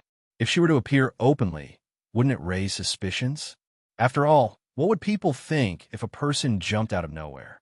She didn't want to expose the secret of Paradise Planet in front of strangers. Why don't we wait for the little fatty to climb up before going out? Qiu suggested. That's the only way. Arbor nodded. She got up, and just as she took a step, she felt that she stepped on a piece of rotten mud. Squeak! Xiaomu even inexplicably felt that the clump of dirt under her feet seemed to tremble slightly. She hurriedly lifted her little foot and rubbed it against the peach blossom tree next to her, rubbing that small piece of soft mud down and dropping it under the peach blossom tree. What the hell was that? Arbor deliberately squatted down and looked at it carefully for a while. It was just a small lump of mud that couldn't be more ordinary. Let's go to sleep first. We'll go out tomorrow morning and think a way to climb the mountain. Qing wings were injured, so it was better to let it rest for 2 days first. She wasn't a particular person. It wasn't difficult for her to climb a mountain with her hands and feet. 1 big and 4 small, twisting their small bodies, all ran back to their small residences. Arbor naturally returned to the tree house she built herself. The little water baby built a small nest under the tree. At this moment, seeing the little snake swimming over, it immediately glared at it. What are you doing? This place is where I'm lying. The little snake glanced at it and didn't pay attention to it at all.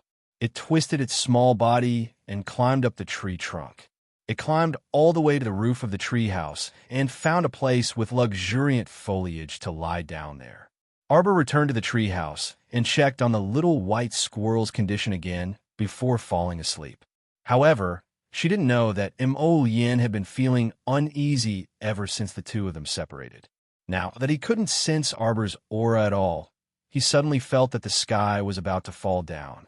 This feeling overlapped with a certain time 2 years ago, making him feel uncomfortable. In fact, after Yin jumped into the fissure, she was separated from Arbor by the tributaries of the underground water veins. After Yin emerged from a small pool, she discovered that she was already in the tent area outside the Bailon fortification. Under the night sky, the stars were bright. Although it was already late at night, there were many people in the tent area, and it was noisy. It was impossible to calm down. By the time Feng Mannion was called over to examine the patient, it was almost late at night. When she walked out of the tent after washing her hands after seeing the patient, the sky was already filled with stars. Dr. Feng, is there really nothing wrong with the patient? Just now, he was making a big fuss and wanted to bite anyone he saw. He couldn't have mutated into a zombie, right? A deputy manager of the Shed district followed behind Feng Mannion. Zombie transformation? It's not like he's dead. Feng Mannion glided ahead as she swept the manager an indifferent glance. What problem can there be? You don't believe in my medical skills? A young maidservant who was following closely behind Feng Mannion was holding a medicine chest with her sleeves rolled up. Upon hearing this, she scoffed. Deputy manager, you can set your mind at ease. Our miss is one of the top 50 physicians in Celestial Medicine Valley. If she says there's no problem, then there's naturally no problem. That's good. How could the deputy manager dare to offend this great god of Celestial Medicine Valley? He naturally lowered his head and bowed as he repeatedly flattered her respectfully. The main reason was that there were many people in the Shed district. If something happened and they couldn't control it, the consequences would be unthinkable. Suddenly, Feng Manyun paused in her footsteps, and her gaze fixated ahead. She saw a slender and elegant figure quickly walking past her. Under the illumination of the moon, the young sir was truly as elegant as jade, unparalleled in his elegance. Speaking of which, did you guys draw a prize? Chapter 719. How's the little fatty doing now? The next day, Arbor woke up early, ate some porridge, and planned to leave Paradise Planet. Let's go, let's go. The little fatty is trying his best to climb up. He's been climbing for about half an hour. You should be far away by now. Chocho chuckled. Master, you can go out now. Okay. Arbor reached out and picked up the little white snake and had Chocho send him out. She could only come out of Paradise Planet from where she entered, so she had to find a way to go up the mountain and take a look. It was already early in the morning. As soon as she walked out, she saw the small lake, which shimmered slightly under the morning dew. Arbor raised her head and looked at one of the mountain peaks. Just as she was about to take a breath and climb up, she suddenly heard a strange sound coming from a mountain peak. Following her line of sight, she saw something that looked like a meat bun rolling down the steep slope of the mountain peak. Seeing that, Arbor's eyes went blank. The bald little fatty rolled down from who knows where. He rolled and rolled, and he didn't have any defensive barrier on him. With a bang, he fell in front of Arbor with his butt facing the sky. Arbor couldn't help but twitch the corner of her mouth. She took a closer look and saw that the little fatty was in a daze from the fall. He was covered in cuts and bruises, and his entire person seemed to be in a daze as he lay on the ground for a long time. Only when Arbor couldn't help but cough lightly did he move his head slightly and look up. They saw that there were scars here and there on his chubby face. His face, which was originally like white flour, was now shaken by the rubble. This little fatty looked rather pitiful. Why are you here? The two couldn't help but ask in unison. The little fatty looked at Arbor with a confused expression, as if he didn't understand how a girl had appeared in the blink of an eye in a deserted place. Arbor didn't know that the bald little fatty Chocho was talking about was actually Zhangyu. Could it be that when she fell into the crevice, she caught a glimpse of that round thing from the corner of her eye? Was this guy? Cough. Arbor looked up at the mountain peak in front of her with her hands behind her back. Zhangyu quickly said, "Wait. I advise you to look for another mountain to climb." Xiaomu turned her head to look at the bald little fatty in confusion. Zhangyu said, "Sigh, there's a row of strange people on this mountain peak. It wasn't easy for me to get up there, but they stopped me at the mountain entrance and forced me to answer their questions. I got it wrong, so they threw me down." Little Fatty thought that the young lady in front of him would definitely burst into laughter after hearing what he said. Who would have thought that the little girl would be expressionless and calm, as if she had been paralyzed for 1,000 years? She only used a pair of black eyes to stare at him without blinking. Zhangyu was a little embarrassed by her gaze, and he couldn't help but grin, revealing his white teeth. "Where's your pot?" "Walk? What pot?" Little Fatty didn't expect this girl to ask such a strange question, so he subconsciously followed up with a question. As soon as he answered, he knew that something was wrong. Sure enough, in the next second, the girl's hand glowed with a cold light, and a handful of shooting stars flew towards him, aiming for his upper, middle, and lower acupoints. Fuck!